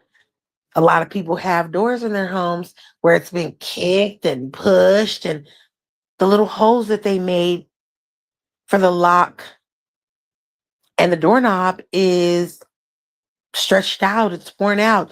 You have to redo that. A lot of people don't know how to do that shit. Thank you. I was supposed to be born a nigga. That's the explanation I give people. I was supposed to be a son, not a daughter. I was a tomboy for a very long time. Um, until I got to high school. Even though I was cheering ever since I was a very little girl, I still was a tomboy. It wasn't until I got to high school and I actually started noticing boys. Like I actually was like, okay, that nigga over there is cute. That's when I stopped being a tomboy, and I went from being a tomboy to being a girly girl. I was climbing motherfucking trees. I was jumping over fences, brick walls with these niggas. I was beating up bitches with these niggas. I was in a gang with these niggas. This is shit that I would never tell a lot of people, but like I said, I was in a gang with niggas and all types of stuff.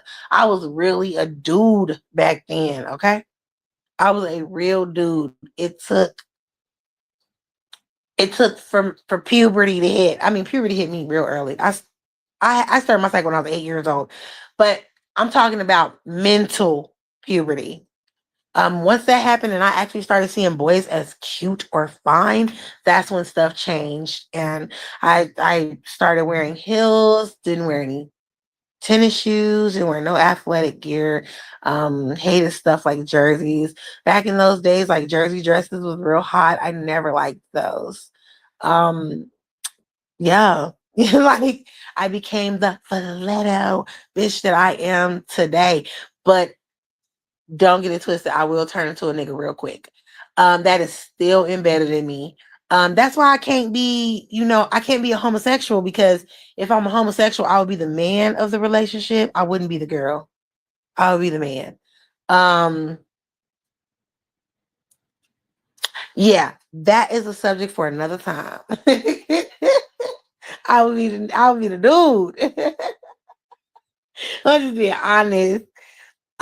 But yeah, that's a good thing for you to love something so much that you learn how to do it yourself. When you go to school for so long, when you go to college for so long, you're at college and there is 18-year-olds, 19-year-olds here at college, and you're still in college in your 30s and shit, because you're chasing that doctorate, you're chasing that master's, you're chasing that medical degree. You're chasing something spectacular, something that takes a long ass time. It does humble you. It puts you in a position where you are like, damn, I'm an old ass bitch. You know what I mean? Like we were talking about the reproductive system, and I thought it was funny when we were talking about the perineum. And I don't know if you know, well, I don't know if you remember what that is, but that is the space in between the vagina and the anus. And we were talking about that. And I just laughed and giggled a little bit. And I had told the other instructor, I was like, you know what they call that in the streets? And she was like, what? And I was like, you don't know? She's like, no. She's in her 50s. I was like, they call that the gooch. And she was like, gooch? I said, yeah. She was like, hold on, let me call my daughter real quick. Let me call my daughter real quick to see if she know what that is. Yes, that's what they call it in the streets. They call that the gooch. That is a very popular. Now you finna laugh, right, sis? Because you know where that come from on here. But I said that's a popular place where people lick now. She was like, hold on. They're licking it? I said, yeah. She was like, wait a minute. They're basically licking ass because that's we had a whole conversation. Yes, sis. Yes, the gooch.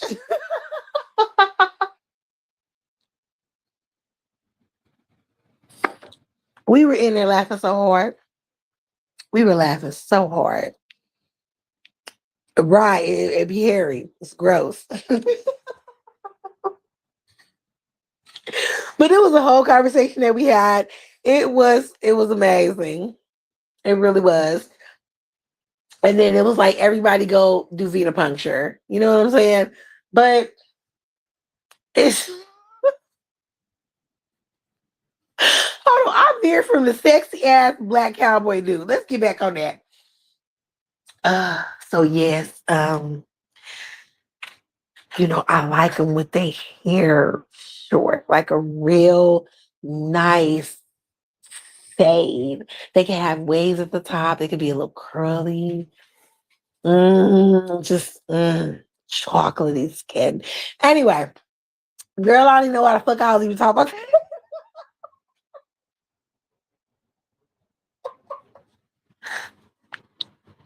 I have no clue where that conversation was even going. Okay, so I think I was talking about the whole like you got to compromise or whatever. It's gonna be some fine ass dude, okay, that is gonna approach you, no matter who you are, no matter what you do, no matter what your race is, all the rest of that good shit. They're gonna fucking approach you, man, and they're gonna be fucking fine. They're not gonna be ugly. You know what I'm saying? They're not gonna be ugly, and you have to sit there and sweat that shit out, man. You have to. And you may say something. You may be me. And you may say something to him. You may be like, okay, you look good. And when you say that shit, your husband gonna be like, "Oh, so you think he look good? Oh, so you fucking think he look good?"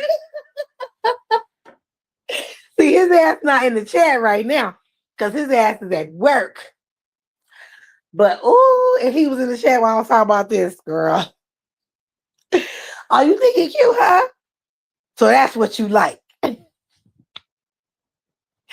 And then you have to have the patience, and you have to say stuff like, "Baby, he is. Look at him." And then your husband will be mad at your ass for a couple days, and you have to compromise.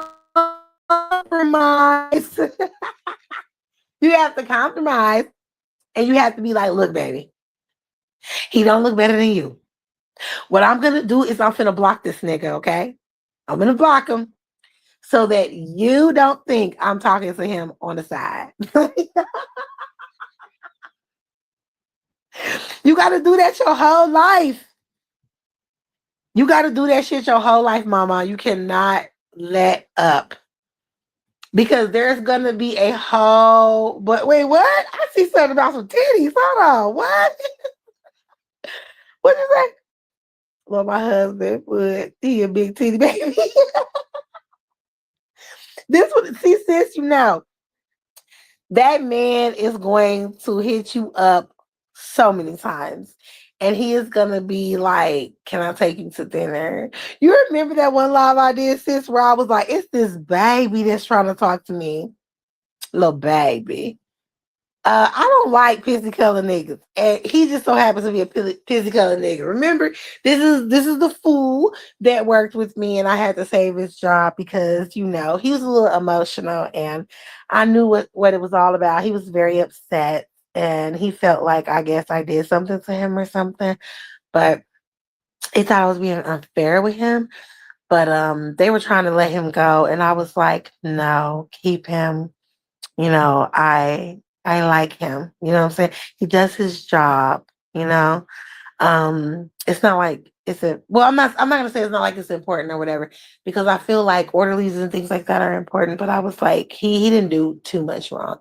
That motherfucker went off on me, but I was doing everything that I could to save his job, and I saved it. And it was later on after I saved it that I realized what had really happened. He was really upset because he had a crush on me. So for the last couple of months, this motherfucker has been trying to get me to go out with him. And I am like, "You are a baby. This dude is like 21, 22." And I'm like, "I have children older than you, sir." Like, I could never. Like, I'm on some Jessica Rabbit shit. I could never. I couldn't see myself doing that at all. Okay. He will not take no for an answer. Here comes my husband. "Oh, so that's what you like, huh? You like the little nigga." My husband been trying to put hands on this dude my husband has been trying to put hands on this dude ever since he got crazy with me at the workplace. When I tell you guys he got so crazy with me, like he stepped to me. He stepped to me in my face like he was gonna put hands on me. And I had to be like, "Nigga, I'm from the streets. One thing you ain't gonna do is put hands on me. I dare you to. I wish you would, nigga." And what's gonna happen up in this motherfucker is there's gonna be seeing somebody with a white coat all beating ass in this motherfucker. Don't you ever. Like, I'm not gonna lie, I threw all the professionalism out the window when he did that shit. I knew what it was about, but like I couldn't say that. We're at work. I can't say, "Damn, you really this pressed because I won't fuck with you," like that type of shit. It was so crazy. I felt so crazy. And then when I had to like make my official statement, I felt even more crazy. I was like, "I'm not gonna let this nigga lose his job. I can't. I need him. I can't let him lose his job." So I did everything in my motherfucking power to make sure that he kept his job. And as you know, sis, I moved on. Um, and what I do now. That's eventually what I was doing. But he was like, I miss you. I miss you now that you're gone. Like, what are you doing? You want to do something with me? I was like, what do you do for fun? Look, I'm not lying. I asked him, look, here you go. Here you go. Y'all, like when I tell y'all shit, it don't be no lies because this nigga right here, he knows. You feel me? But I did ask him, I was like, what do you do for fun? I just asked the nigga, what is that? Is that a gun? Is that a gun? Why are they making the guns ugly as fuck right now? But anyway, I did ask him, like, what did he do for fun? Because I wanted to know what young ass niggas out here do for fun. And like what he told me was exactly what I thought young ass niggas do for fun. Look, my children are different. My sons don't do all that shit. My sons keep to themselves, all right? My 26-year-old is a virgin, okay? And I know for a fact he is, okay? Um, Now the other one, nah, he had a whole girlfriend. So the other one is different. But I got some good ass boys. Okay. They not finna do all of that shit. You understand what I'm saying? They not finna do none of that. So I don't know what the fuck niggas in their early 20s do out here. So I asked. And when he told me, I was like, okay, I figured. Nigga, you can't do shit with me. You can't do shit with me. Just being honest. I had to let it be known. And he was like, you don't know what I could do. And I was like, man, I think you can't fuck with me. I'm just gonna be honest with you. I don't think you mentally ready, and I don't think you physically ready. Like I just had to let the nigga know. And he still kept coming. Since you remember what I'm talking about, I put his picture up in one live. Like my picture for the whole live was his picture, but you know what I'm talking about. He's cute as fuck. He's a cute ass dude. He hella sexy. But you is too young. You is somebody's little baby boy. My hand is not the hand that robs the cradle. Okay? I'm not doing it. I'm not doing it. And he still will not take no for an answer. I'm like, dude, my husband wants to beat your ass. He want to beat you up. I'm not even finna like, no. Sometimes you just gotta put the hand up and you gotta be like, no. All right. No. Let's just no. I mean, you like when you're a military wife, here's another thing. I don't know if other military wives have dealt with this, but I know what the fuck I dealt with. When you're a military wife, you have to go to engagements and shit where you meet other military members. I ain't saying military wives. I'm saying other military members. Your squadron members might want to have dinner with you. So they bring their significant others and they bring, you come. And I didn't have waves, man. When my brother joined the military, we drove all the way from fucking Monroe to fucking Baton Rouge, okay? So that my brother could sell his car to his commanding officer. When we got there, they when we got there, I get out the car to stretch my legs. Okay.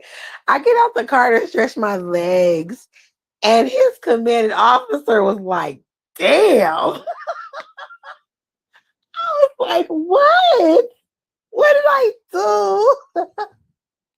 You gotta understand something. My titties is hella big, bruh. So when I got out the car, he was like, damn. The South is a place for big asses. And I have that, but it's not a place for women with big ass titties. Okay. Maybe now it is, but Then it wasn't. This is early 2000s. This is like right before 2010. So, you know, seeing a woman with some big, huge ass knockers was not like the thing there. You know what I mean? You're gonna see a woman who big, period, or you're gonna see a woman who's extremely bottom heavy, somebody with a big ass. But a person with a big ass and big titties, it was just not common. So when I get out the car and I stretch my legs out and shit, he's like, damn. And I felt like I had did something wrong. Ooh, and he was so chocolatey. Ooh, he was so tall. Ooh, he was so buff. I don't like buff niggas, but I don't know. He was cute. Anyway, but he did the deal with my brother. He bought his car, but he was like, you single?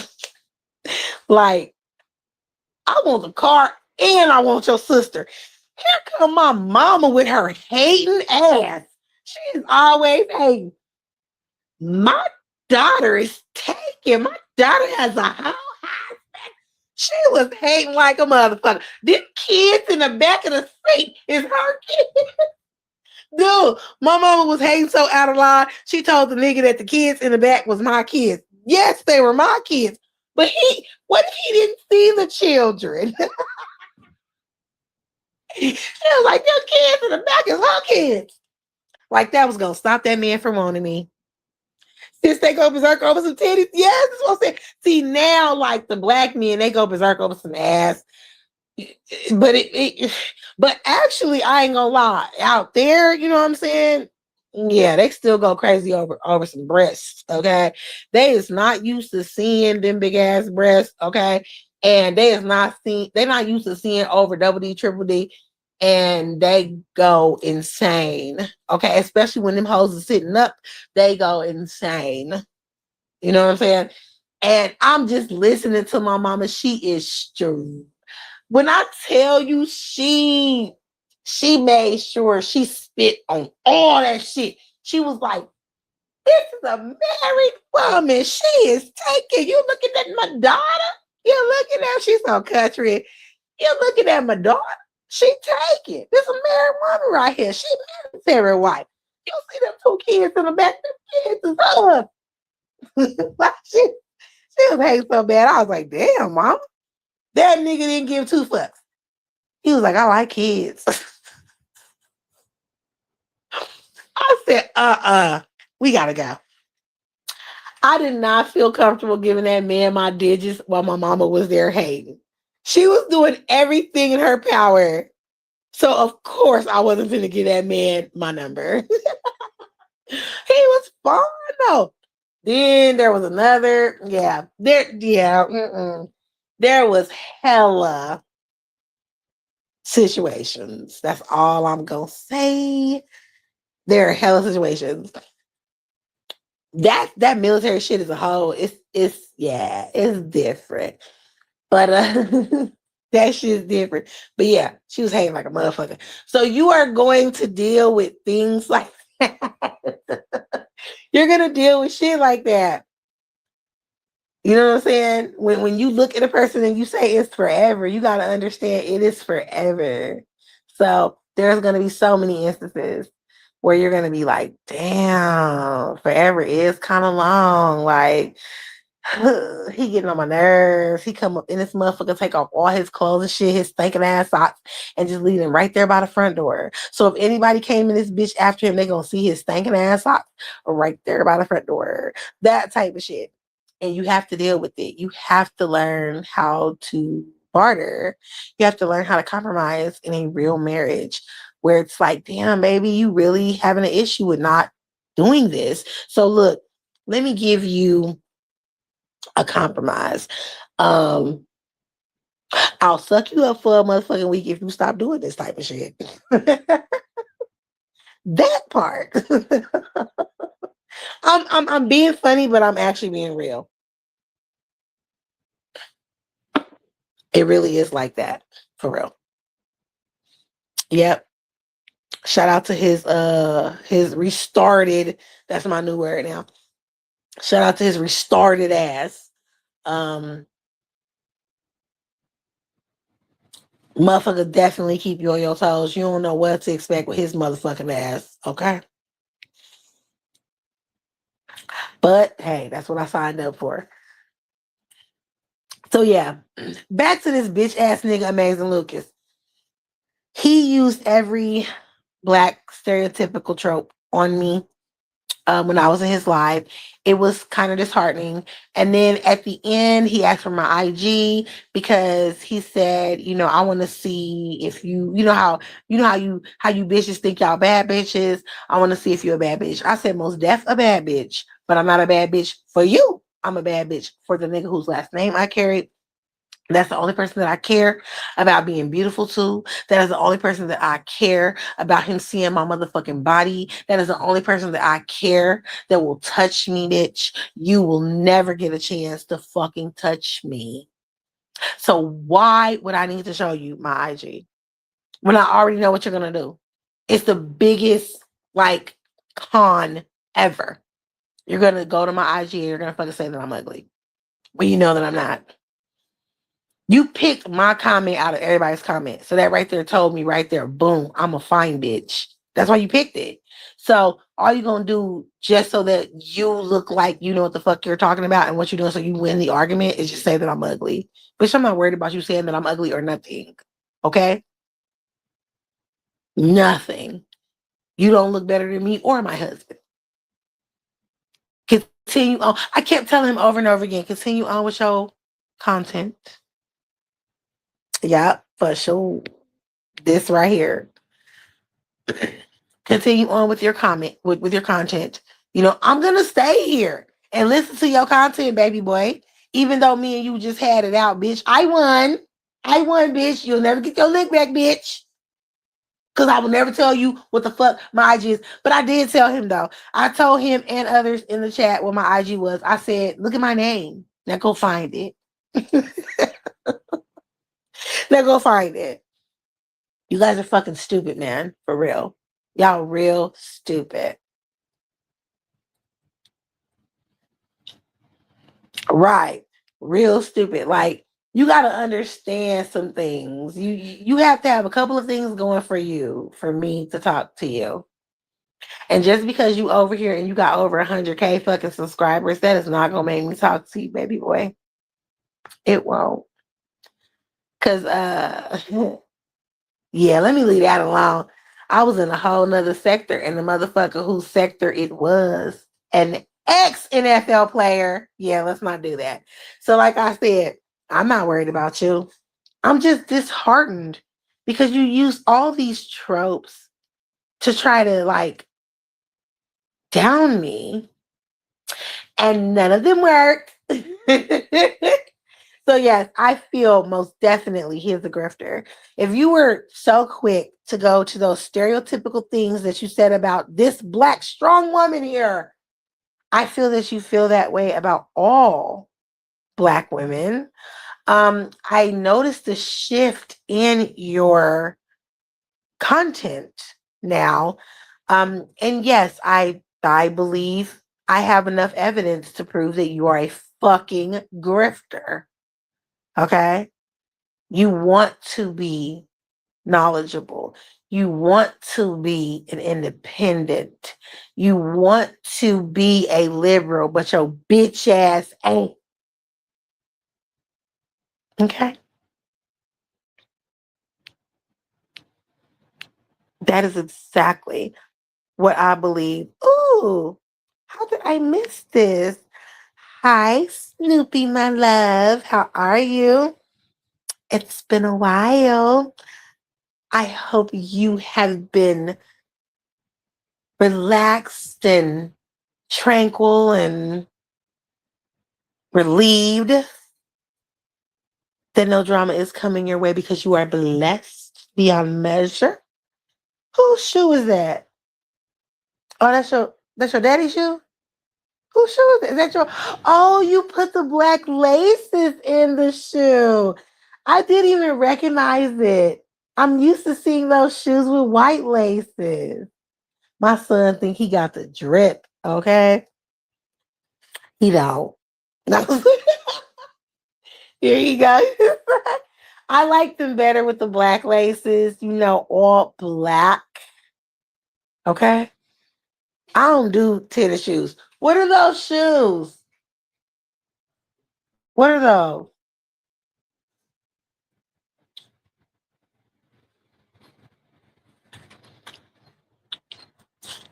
Because I don't know. I know I forced his dad to get some, like, what was it, Valentine's Day themed shoes. I don't know. Look, Jordans come in numbers and I don't fucking know what the numbers are. Forget what the hell y'all talking about. Thank you, Snoopy. I love when you come through. But yeah, I don't know nothing about no goddamn shoes.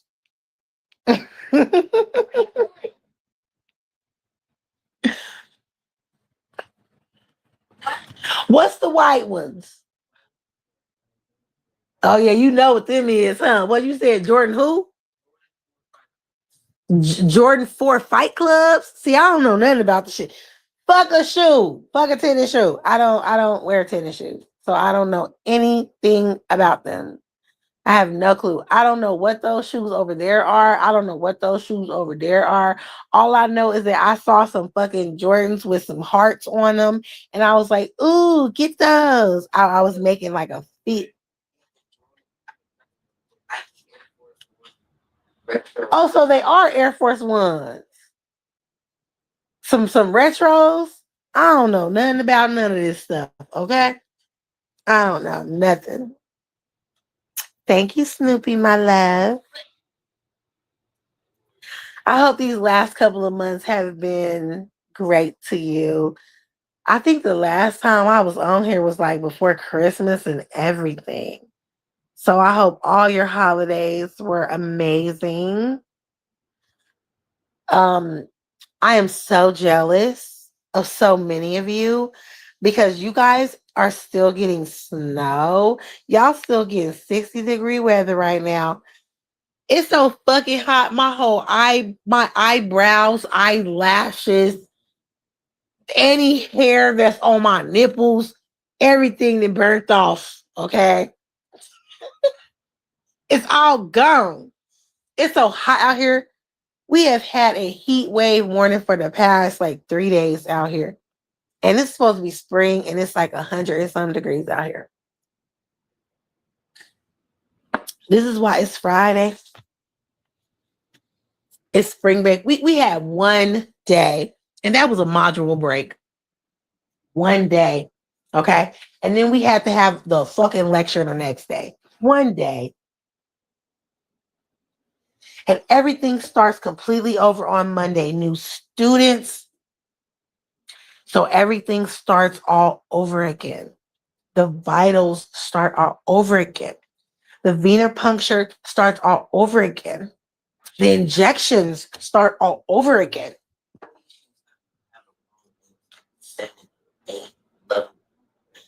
You said 7 or 8 level? No, it says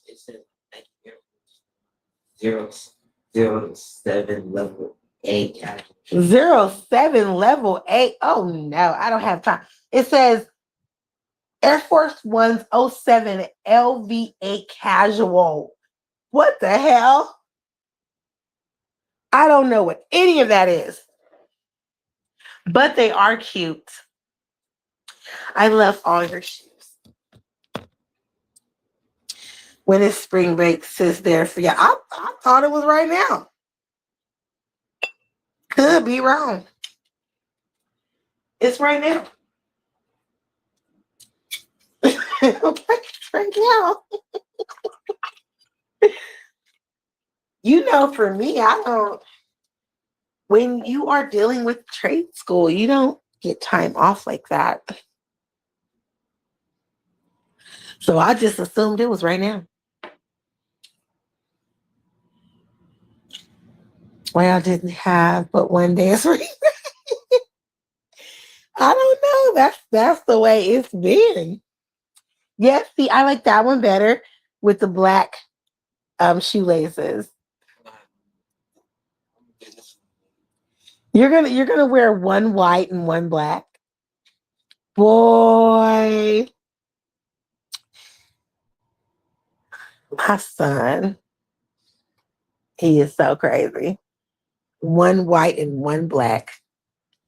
But you know what? I remember back in my day when they came out with the fat laces, and we used to put them fat ass laces. What? The shoes with the fat laces? Yeah, we used to take them fat laces and put them in our Nike Cortezes. Boy, we was styling and profiling. What's them shoes I can't stand? No, I mean I don't like the foam deposit. Foam deposit, whatever. I don't like those, but no, it's some other ones. What? Whose shoes are those? It's a basketball player's shoe. Wait a minute, wait. The one with the squiggly lines. You said those are foam posits. You know them shoes I don't like. That the ones that look like a tiger. Yep, those are the I don't like them. I don't like them hoes. Them foam posits or whatever the hell they call. Look that up. Because I think we saying the name wrong. I think I'm saying the name wrong. They call foam. Hold on. Why you gotta do all that? Hold on. Where's Lord? Hold on. We finna look it up right now. You gotta click it.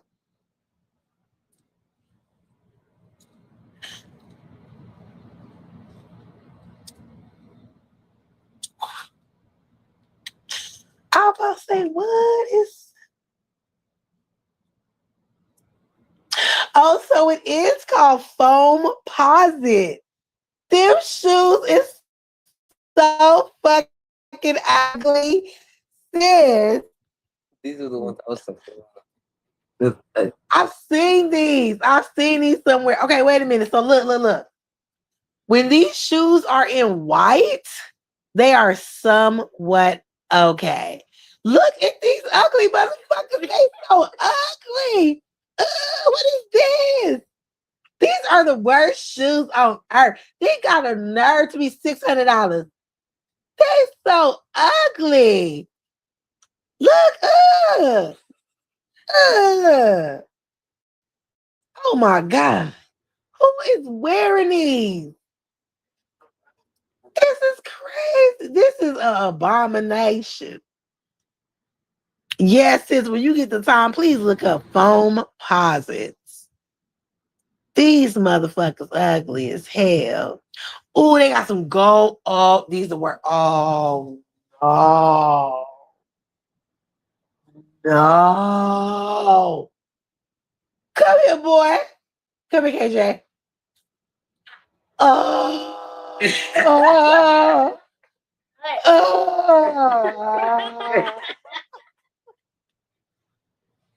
Oh. Nike Air Foam Posit 1 in bronze. Straight doo-doo shoe. This, y'all come look. Oh, no. It's ugly. You put your foot in that shoe, your foot stinking on the first wear. Oh my God, they're so ugly. These shoes is ugly, man. Like, that is the worst one I've ever seen. These shoes, like, they look like tennis shoes that get an SSI check. This is insanity. Does your baby like Converse? Do you guys like, I'm gonna say no. Do you like Converse? Okay, wait. So my daughters, they like Converse because they're like goth kids. One of these fools is gothy. Oh yeah, and my son, he absolutely loves DC shoes. My sister loves those. Dreamy, those were her shoes. She loved these motherfuckers so ugly. I'm like, no. It's like somebody, it's like Jordan threw up on these hoes. He just threw up on them. They so ugly.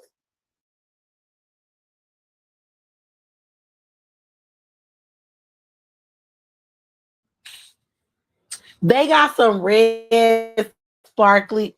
Oh my god. Hold on. Oh. The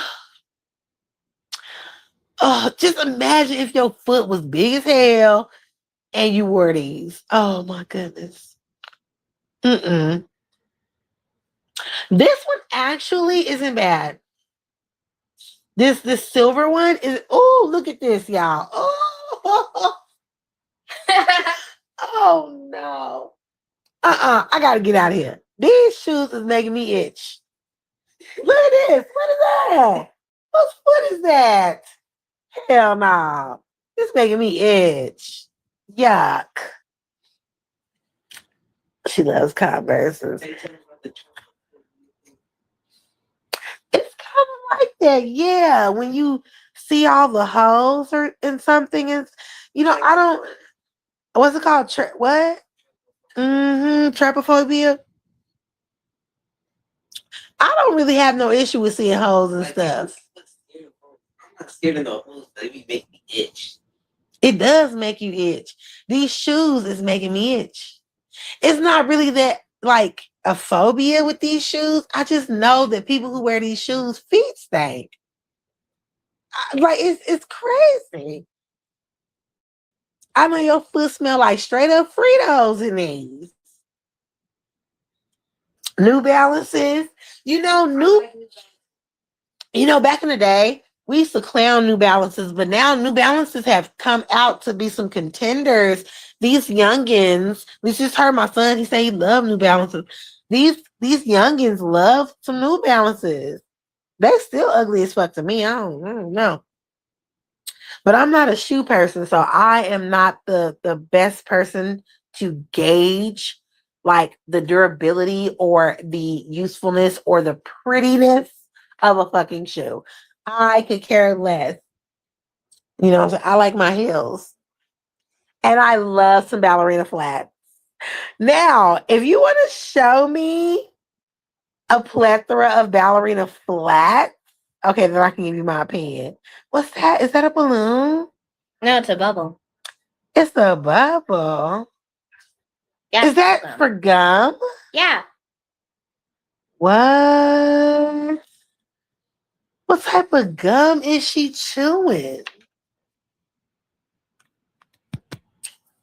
What type of gum makes that big of a bubble?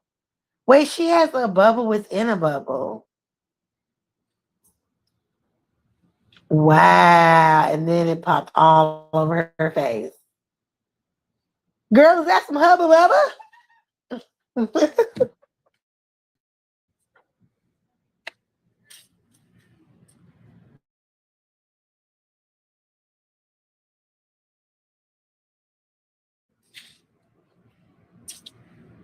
I haven't even noticed that I've been live for 2.5 hours.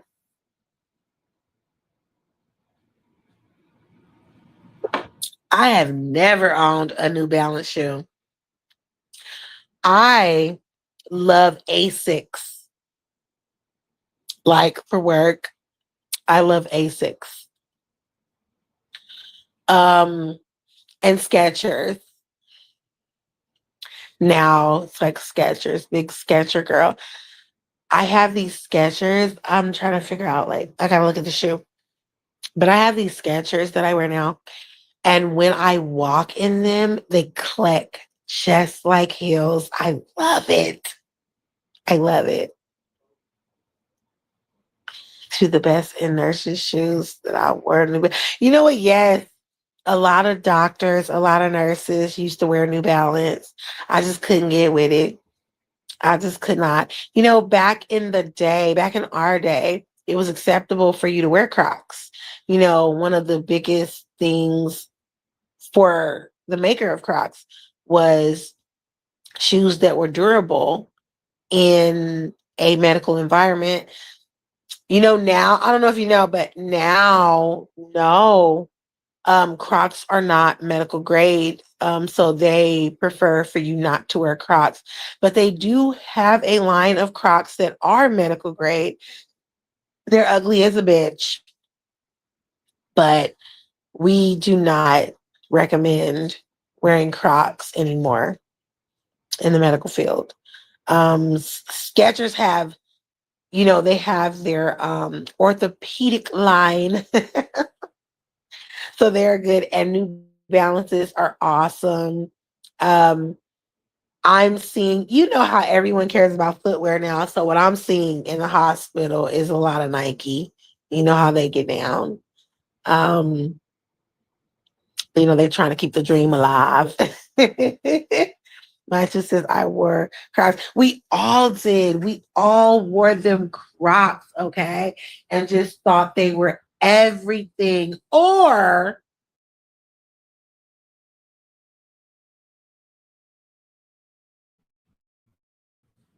sorry, I had like a in between.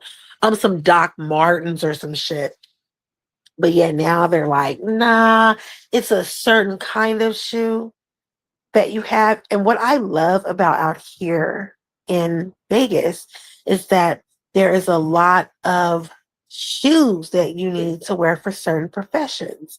They have certain shoes that you are supposed to wear if you work in a kitchen.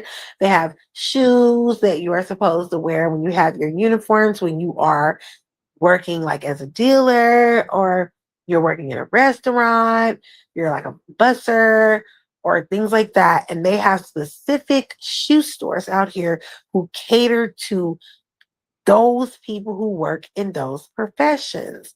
They cater to what is called the industry person. I don't know if you guys have those titles where you guys are, but here, we call them industry people. And like for instance, with if you're covered by insurance or whatever, and you work in the if you work in hospitality, what we have for them is everything is basically called culinary, because it's the culinary career. You work in serving people. You work in the kitchen, whether you are a cook or a chef, you are a server, you are a busser, you are a runner, you are a host, you are a hostess, you're a bartender, you're a dealer, that type of shit. I can wear Nikes and nurse assist and be on my feet. Right. The right shoes and you can do anything. But see, my feet, the way that they are made, you know how those Japanese women, how they used to bind their feet when they were young back in the day, and they used to like make sure that they could wear little small ass shoes, and the bitches couldn't do anything else. They couldn't work or do any of that shit. You know what I'm saying? Binding your feet was like a sign of luxury, of like royalty and shit, because you couldn't do anything else. Well, that's how my feet are. They're used to heels. And I love me some ballerina flats. Some Mary Janes, some ballerina flats. I can literally do a fucking 16-hour shift in some ballerina flats. Even though those shoes are not, they're not meant to work in. So of course I've never worn them while I was working, but I will take a break and I will go to my locker and I will take off my Skechers, or I will take off my New Balances, or I will take off my Doc Martens, or I will take off my Nikes, my cross trainers, and I will sit there and I will put on some motherfucking ballerina flats. Like, I love those shoes. Like, they're everything to me. I will put on the cutest slacks, okay? A cute ass V-neck top, even with a blazer, a cute ass blazer. I have my blazer right here. I could grab it right now, put it out. And I will slap on some Mary Jane, some ballerina flats so goddamn quick. I love those shoes. I do. I love buying my socks. The kids be clowning me. but I love buying my socks. You know, the socks where it only covers your toes and your heel. The socks that you put on when you wear pumps. I have so many socks like that where you put on when you wear pumps because that's what you wear them with. You don't wear those shoes when you have on actual athletic shoes. When you have tennis shoes on, you just wear those when you have pumps so that you can still see the top of your foot, but the bottom of your foot is covered. And I'll put the motherfuckers on my Mary Janes. I have pointy Mary Janes. I have Mary Janes that are, you know, circular at the top. I have all types. I have ballerina flats, the ones that curl when you take them off. I have those. I love those. I have some fucking Wizard of Oz ass shoes. I have some with a heel on it. I have some. Oh, I want to. Matter of fact, I should show you right now. I have my thong sling sandals with a heel on them, motherfuckers. I have. I just love girly shoes. Like I said, I'm not a athletic shoe wearer.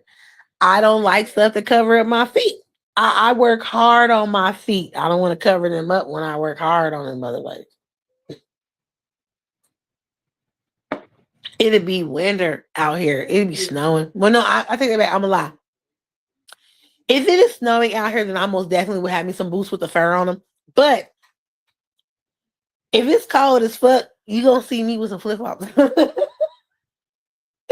husband talking about me all the time. Girl, is you wearing them flip flops again? Yes. I have flip flops with jewels on them. I take regular, like a couple years ago, back in the day, right? I would go to Old Navy. Love me some Old Navy, okay? Old Navy would have their flip flops. I know you remember that shit. Old Navy would have those flip flops for like $2. Girl, I would go and get all the colors of the flip flops. And you know what I would do? I would take my bedazzler and I would sit there and I would use the thong part of the flip flop and bedazzle the shit out of them. It'll have all type of jewels and everything on them. My little flip flops will turn from some $2 flip flops into some flip flops that look like somebody spent like $50 on them. They always would be so cute. I loved that. All attire, uniform, and shoes. Man, one of the instructors wore a lemon yellow scrub set. I was enamored. I said, oh my God, where did you get that? I love it. It was super lemony yellow, like the yellow little cork that's behind my picture. It was super yellow. I said, oh my God, I love it. Where did you get it so that I can go and get one too? It was super yellow. It was too cute. I said, oh my God. See, when I wear mine, I wear tops that are over the top. Flowers, anime characters, things like lipsticks and blushes and different makeup brushes, things like that. It would have like teddy bears on it, or pens, or syringes on it. But no, this bitch had the smock and the scrub pant. It was lemony yellow. I said, oh my God. Bitch, that is too cute. Oh, for St. Patty's Day, she had on like it was like a hot ass green one.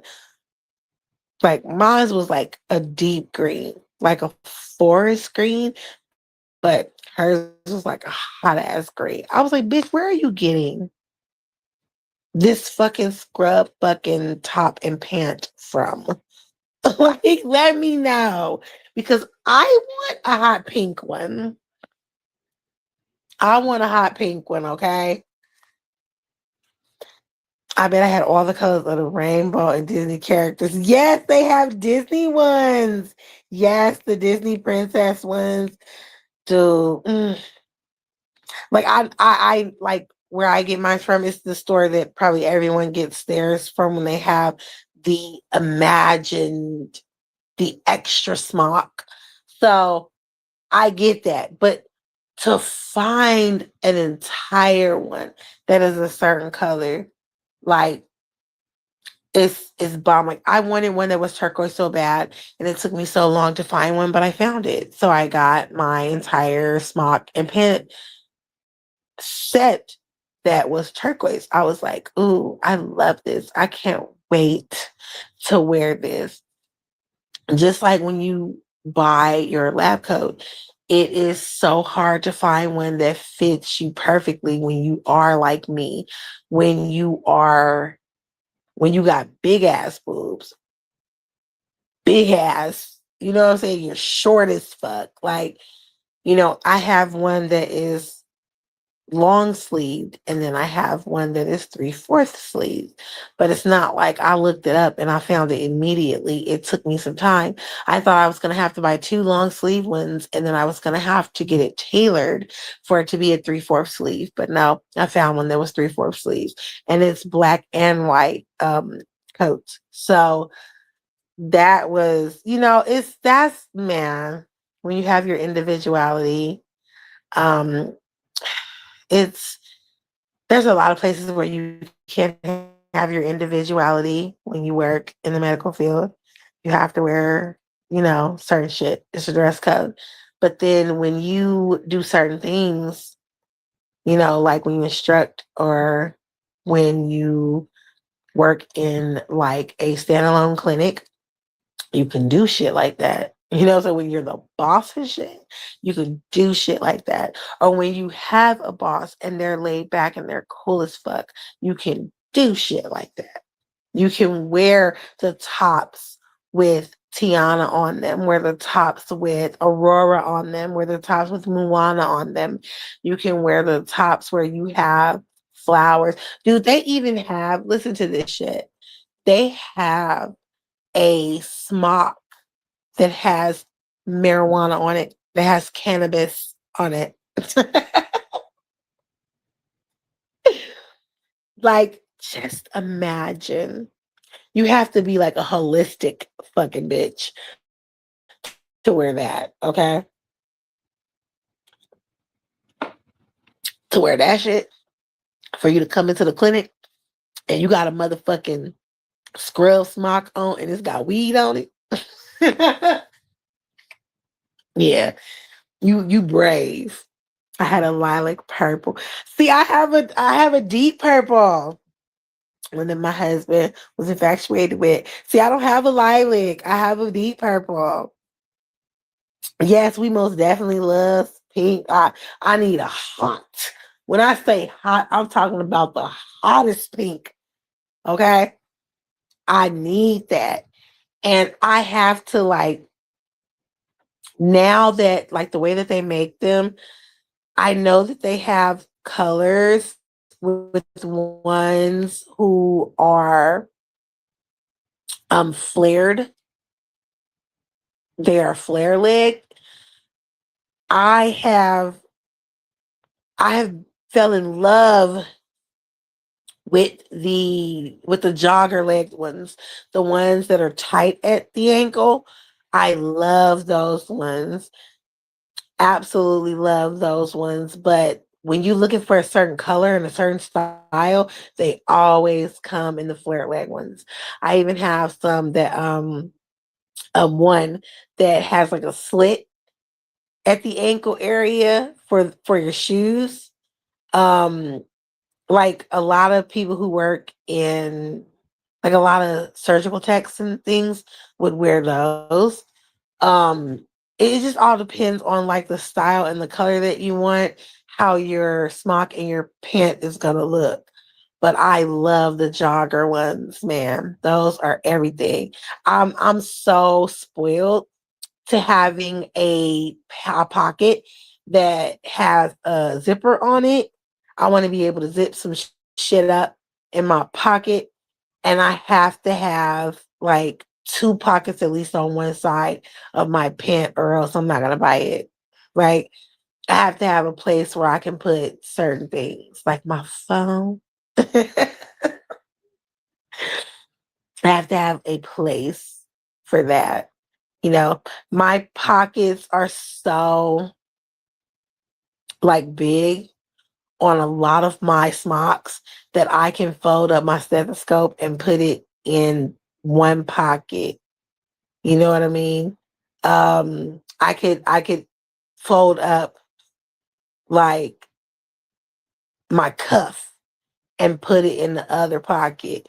When I was instructing, that's what I did. I was like, okay, let me have these in the pocket so I can just pull the motherfuckers out and be like, hey, let me take your vitals. That type of shit. So that was comforting to me. I need to have my lip gloss on me at all times. So my lip gloss is I don't like to put it in the pockets in my bottoms, my pants. I don't like to put it in the pockets of those. I like to put it in the pocket of my smock because I can, take it out, put my lip gloss on. It's just me. Of course everybody's not gonna do that, but I need to have my lip gloss, lip chap, something like that. My shit be get crusty. And I need to have it close to me if I'm wearing my coat, then it most definitely will be. No, actually, I'm lying. It won't be in my coat pocket. I will still put it in my smock pocket. I still will do that. My pockets in my coat normally are empty. Since I missed my career, I know. But see, I'm trying to get to your level though. I'm trying to get to the level where I can sit at home. And no, honestly, I could. Like with what Kevin does, I could sit at home and not do. Remember, I sat at home for a minute. I sat at home for a long ass time, to be honest with you. Because my children's education was more important to me than anything, and I didn't trust. I still don't trust the school system. So I would rather teach my own children because I could teach them at different levels, skip around with certain things, make sure that they know everything that they need to know for their grade level, and then more than what they need to know for their grade level so that they can pass any test that's given to them for their grade level. You know, the because I became an educator outside of any school system, I learned how important a exit exam is. I learned how important a GED test is. A lot of people, when they see that you have a GED, they talk shit about you, and they're like, "Oh, bitch, you're not as smart as other people because you have a GED." But I had to realize that if I'm homeschooling my children, they're getting their education directly from me. They're going to be taking tests throughout the year like they have been, passing the motherfuckers with flying colors. But at the end of the day, because they're not with the school district, they're not going to take what is called an exit exam. They're not going to take that exam. They're going to take an exam that's closer to the GED exam. The difference is that they mama was smart enough to teach them, and they don't need no motherfucking teacher that might touch them or mistreat them, get their ass sick. You feel me? They don't need that because they can get that right from home. And with the guidance of me further their education. Now, I can't teach them past that point. Then they will have to go to another institution.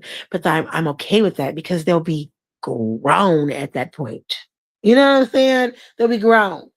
As long as they're my babies and I'm in charge of what happens with them, I'm going to make sure that I protect them with my life. So I'm willing to give my life. I'm willing to give my knowledge.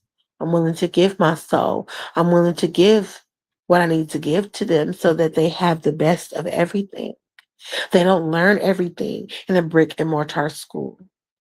They're not learning about religious things. They aren't learning about, to be honest with you right now, as we speak, they're not learning about Black history. Who you think gonna teach them that shit? It's gonna be me. It's gonna be me. ran out of nursing. I guess the good Lord said it's a wrap for me, but it's really not because your knowledge is everlasting. You take it everywhere with you. You understand what I'm saying? And no matter what happens in life, you always have that. You still have grandbabies. See, I ain't got no grandbabies. Not yet. Somebody please give me some grandbabies. But I don't have that yet. I still have youngins. I have a teenager, I have a preteen, and I have a tween. They haven't even gotten to the level yet where they can even understand, that type of stuff. So I still have a good chance to have some grandbabies. I know I have great niecey poos, yes, and I love them. I love them so much. I am going to listen. They ain't gonna like me. That's right. They're my booze. That is my booze. These kids ain't gonna like me no more.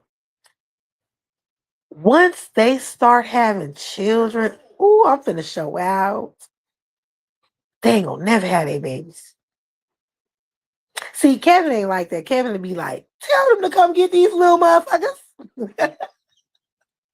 But me, ooh, all I wanna do, listen, I'm in my 40s, okay? All I wanna do right now is be that glam mom, okay? Just, ooh. I'm going to all the church picnics, okay? Looking fly. I love me some old niggas. Y'all know that. All the old ass men that be in their little Sunday suits. They coming with their little canes and shit. I'm there with my blueberry cobbler. I am there with my berry dumplings. Okay, at the church picnic. I'm saying, hey, Mr. Charles, because it's always an old nigga named Charles. Hey, Mr. Charles, how you doing, baby? Come over here and get some of this blueberry dumpling. He gonna bring his little old ass over there. His little silver fox ass gonna fall in love. Okay? I'ma say now, my husband is over there. Kevin little ass gonna be over there with he gonna have his little sharp ass Sunday suit on.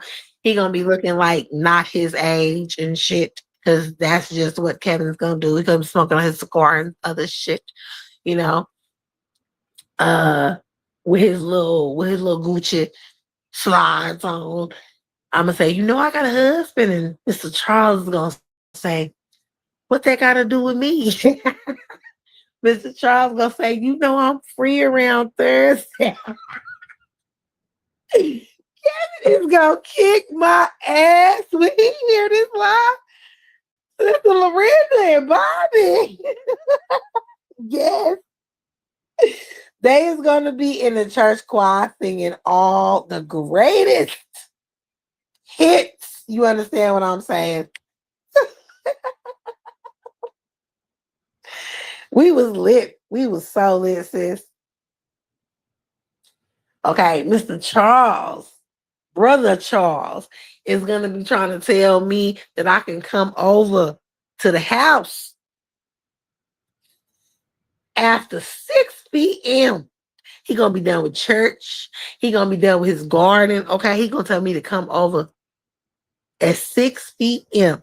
Brother Charles is gonna get his hip the fuck broken because Kevin gonna beat his ass. You see, I cannot wait for that shit. Do y'all understand? I'm not saying I can't wait because let me take that back. I'm not saying I can't wait. What I'm saying is that when it does happen, nigga, it's gonna be lit. Do you understand? Y'all see my hair in this picture, right? Y'all see that it has a shine to it, right? My hair was so motherfucking on point. Listen, this is not a ponytail in this picture, y'all. This is I cut all my shit off. I cut it all off. I just woke up one day and was like, just cut all that shit off. Okay. This is a cut. I had a pixie cut. Okay. And I did it like this. So just imagine if this shit was gray.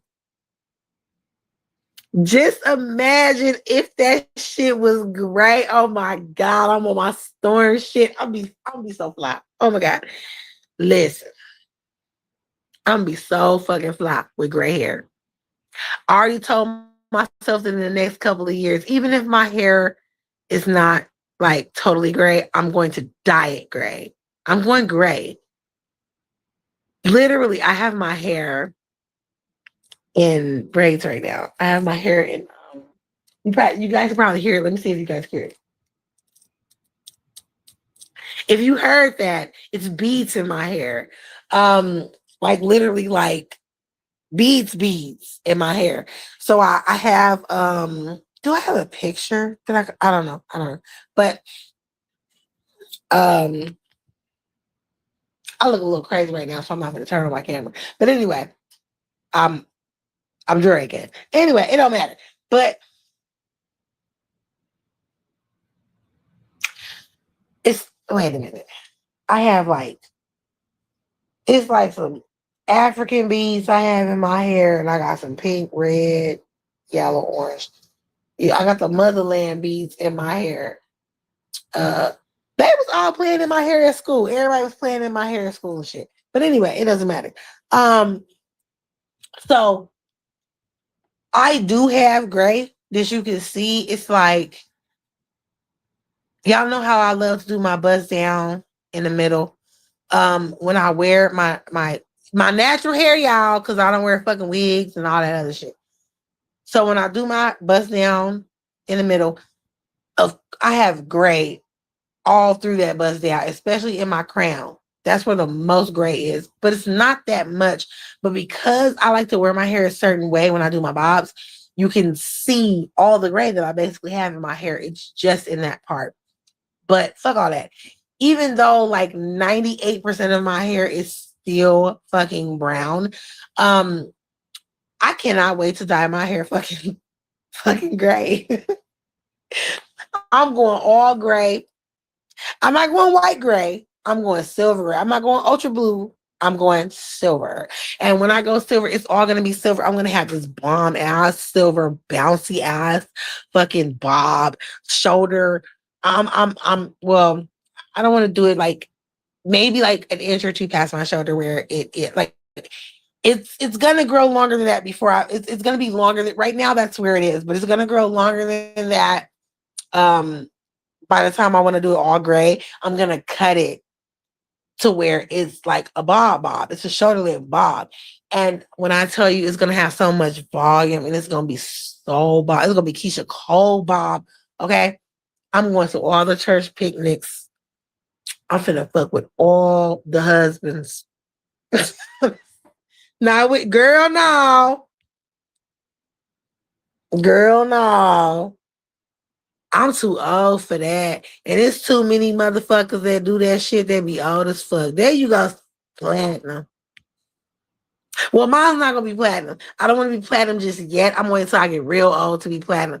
Mine's is literally going to be gray. It's gonna be quick silver gray. But it is gonna be the baddest shit anybody has ever seen. When I come on this motherfucker with my fucking quicksilver gray ass bob, nigga, I am finna be running shit. Okay, it's gonna be too cute, too cute.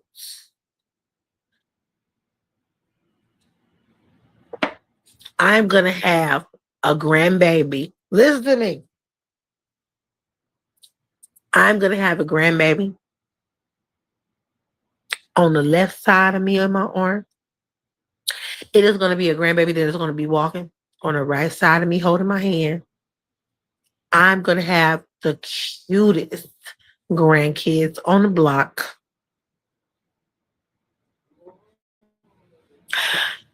You think she would be too old for that?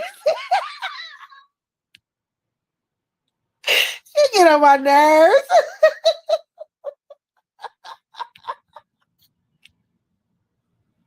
I knew it. I knew you was coming. Way too old, sis. Way too old. But you cannot take the get. You can't take the ghetto out the girl. You can't do that. Damn, what happened? I touched something on my phone and everything blew up real big. Now y'all can hear that I'm actually fucking drunk. But I will never listen to what I'm saying. I will never be that fucking drunk to where I'm up here making a spectacle of myself. That will never happen. There are so many people on this motherfucker that get drunk and they make a complete spectacle of themselves. It is okay for you to enjoy yourself. Be merry. But Jesus. Call, still edit, I see. Who's call? You call me? You ain't call me.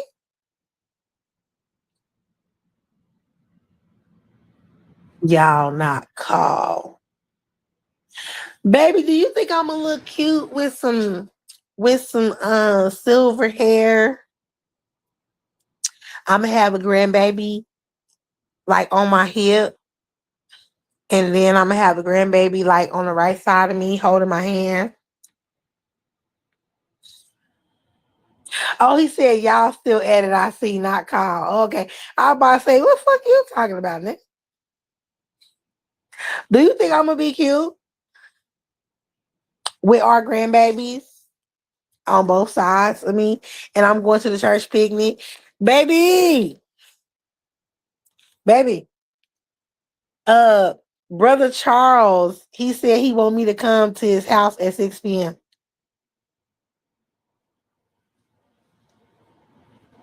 Am I allowed to go to Brother Charles's house and pray with him?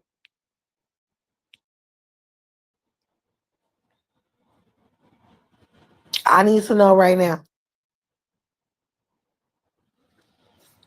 Am I allowed to go to Brother Charles? Brother, he said, bye. He said, bye. Wait, so I'm not allowed to go to Brother Charles's house and pray with him at 6 p.m.? The fuck? This is outreach. Get your ass on. Okay, so does everybody see this shit? Get my ass on. Do we all see what I wish I could blow this shit the fuck up? Do we all see what he said to me? He told me to get my ass on. So I am going to go to Brother Charles's house at 6 p.m. All I'm going to say is this.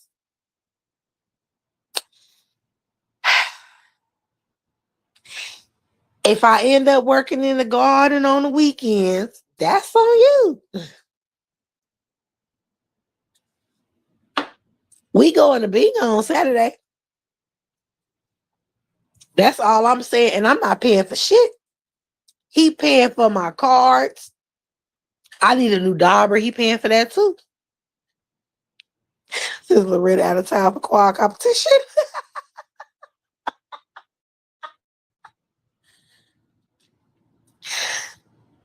He is finna pay for all of that. So I'm gonna get my ass on.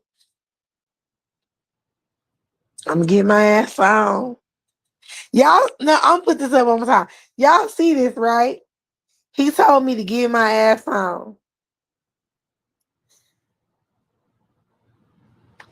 So when them niggas be in my DMs, you can't get mad, right?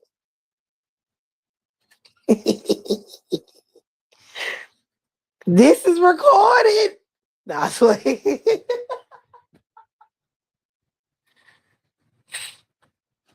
It's recorded. Nah, I ain't praying. He needs to pray. He needs to pray. Mm-hmm.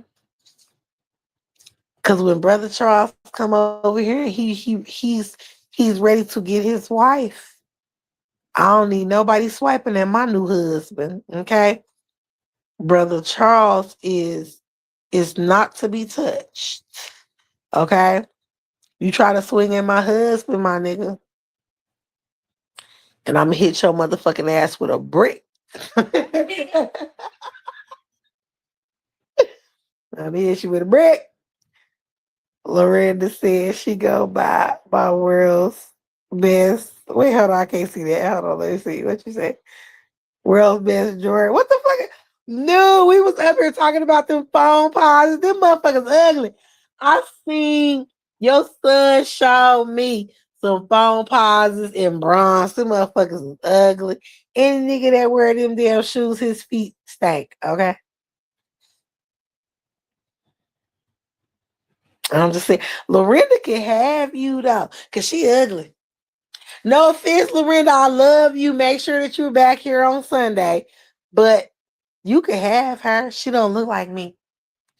But brother Charles, though, brother Charles got money. Brother Charles look a little young. He a little silver fox. This nigga gonna leave. I know he gone. Yeah, don't start no shit. Won't be no shit. Boy, you thought you was finna come home and get some of my roster pasta, nigga. No. Okay. It's time for my ass to go. I am intoxicated. Hold on.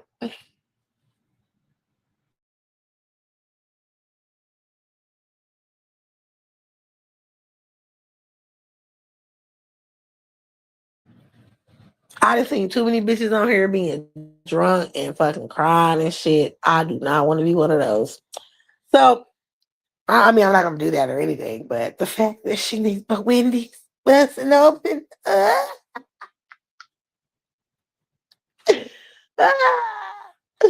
Wendy, can I get a frosty? It's time for me to go. Wow, that was loud, sir. My kids is burping. I am intoxicated and it's time for my ass to go. So I enjoyed this live. Thank you guys for being here with me these 3 hours.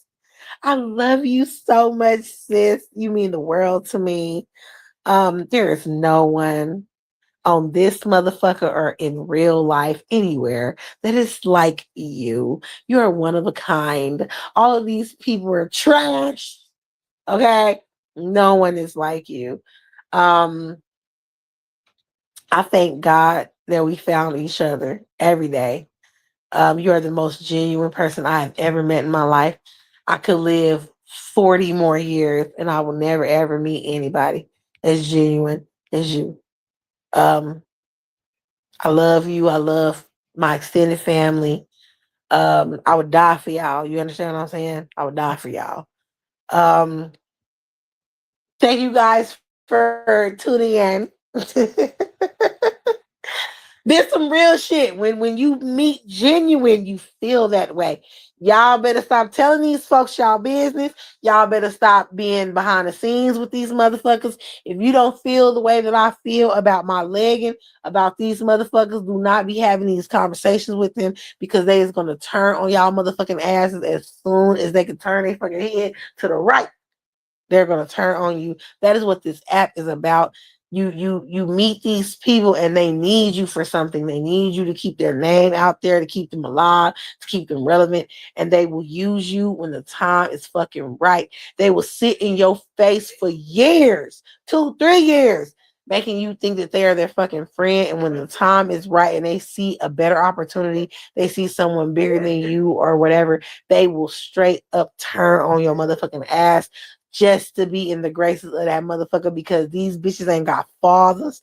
These bitches is horrible parents that got themselves, so they don't understand what it is to have real clout in real life, to have real love in real life, to be a somebody in real life. These bitches don't understand what the fuck that is. Yep. Look, we became competition. Exactly. They don't get it. And they never will. I don't care what the fuck happened. Y'all could bring to me some messages that say Leggett is talking shit about me, and nigga, I ain't gonna never fold. I ain't gonna never come to this motherfucker and tell y'all anything that we ever fucking talked about. I don't care what you show me, because that is not how you do shit. You gotta keep your integrity always. Always, you gotta do that. It's a whole bitch on this motherfucker that snaked me, bruh. That was our sister. And she snaked me. And you know what I ain't never do? Even though she snaked me and I got mad at her, I did like 3 lives on the bitch. But what I ain't never do was expose anything we talked about. Okay? And I never will. Because even if you fuck up, you can always come home.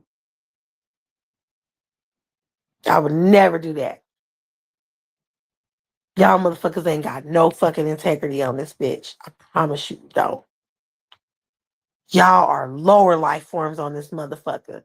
I come on this bitch to watch y'all, to laugh at y'all, and to see how the motherfuckers that's in a rat race work. There's multiple levels to this life. Y'all gotta understand that. Just like how people climb the Tower of Babel. Y'all understand what I'm saying? There is multiple levels to this shit. And a lot of you motherfuckers, y'all at the bottom. Ooh, I did this and I did that, and I'm doing good for myself. I got a house and I got a car, and I'm doing it. Don't matter if you got any of that shit, but you still at the bottom. You still at the bottom of the totem pole. You done rose up a little bit from the bottom, but you still there. You still there. It's like, hey, no, that's not what I meant. That ain't what I meant. I meant like, even when a person fuck up, to the highest extent, they can always come back home. You know what I'm saying? Like, if you don't do too much, you could always make it right. I mean, sis, think for a second. Ain't that what Jesus taught us? You know, there's always forgiveness as long as you repent. We can't be better than Jesus now, can we? That's why I said what I said. Okay, you know what I meant. Okay, good. I was talking in a biblical sense. you know, the prodigal son can always come back home. I was talking in a biblical sense. Some of these hoes can die. I don't give a fuck. But I'm just saying, like, never do too much. These motherfuckers be shooting their whole load. They be doing too much on here. And they so stupid on this bitch. They accept the motherfucker back when they come back.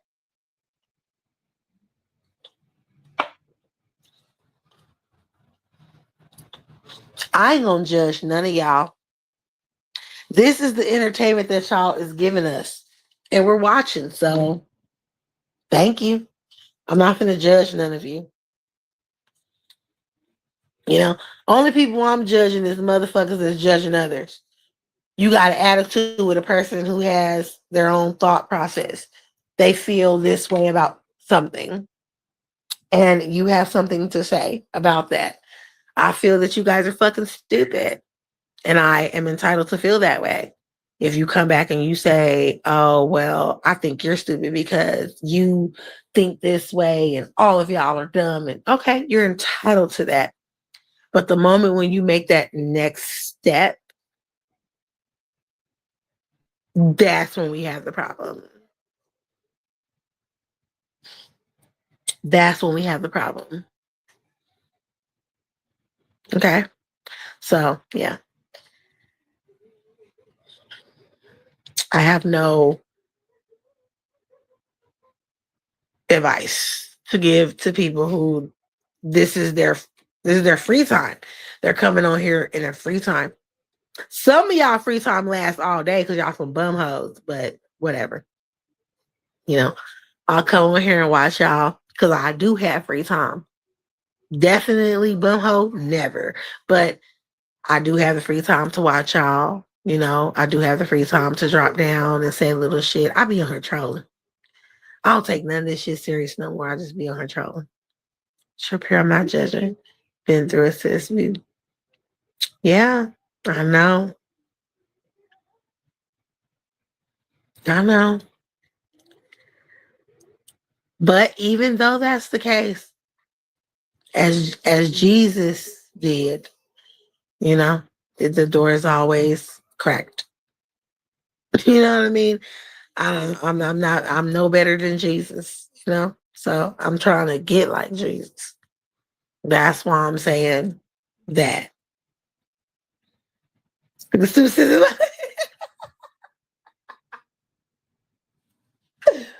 trying to make you look like Jesus too, sis. She said, fuck that. And I feel that, definitely. Yes, all they have to do is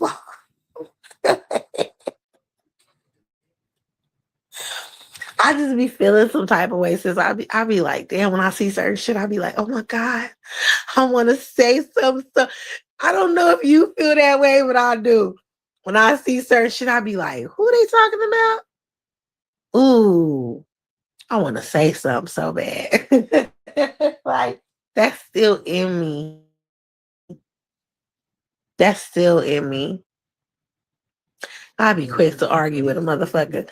Remember, I put myself in the hot seat, arguing with motherfuckers behind motherfuckers that wasn't even sticking up for themselves. I was like, oh, so this bitch not gonna stick up for herself? Well, fuck that shit. I'm finna hit this fucking link. And I would get my ass up there talking. Bitches be so mad they didn't block me and shit. It's still a hoe that is mad to this day. This shit happened like 3 years ago, bitch. She's still mad. This hoe still got me blocked after 3 years. Like, bitch, get over that shit. I popped your ass in a lie you told. You still mad 3 years? I mean, I don't want to see you hoe because you're ugly, but you still mad?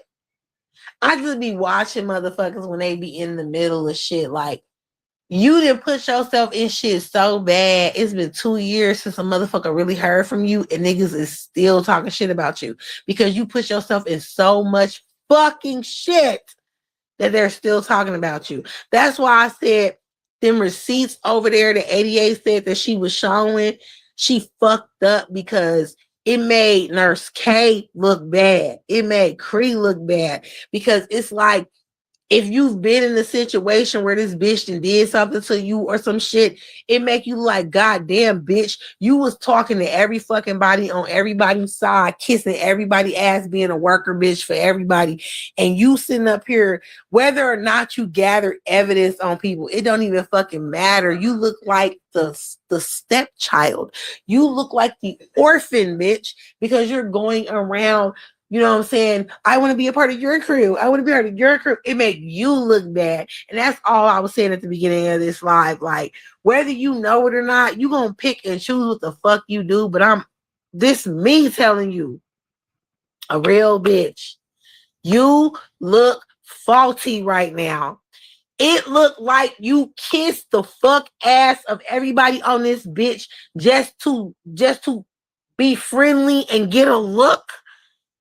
But in the same moment you be doing this dirty ass backstabbing ass shit, you a messy hoe.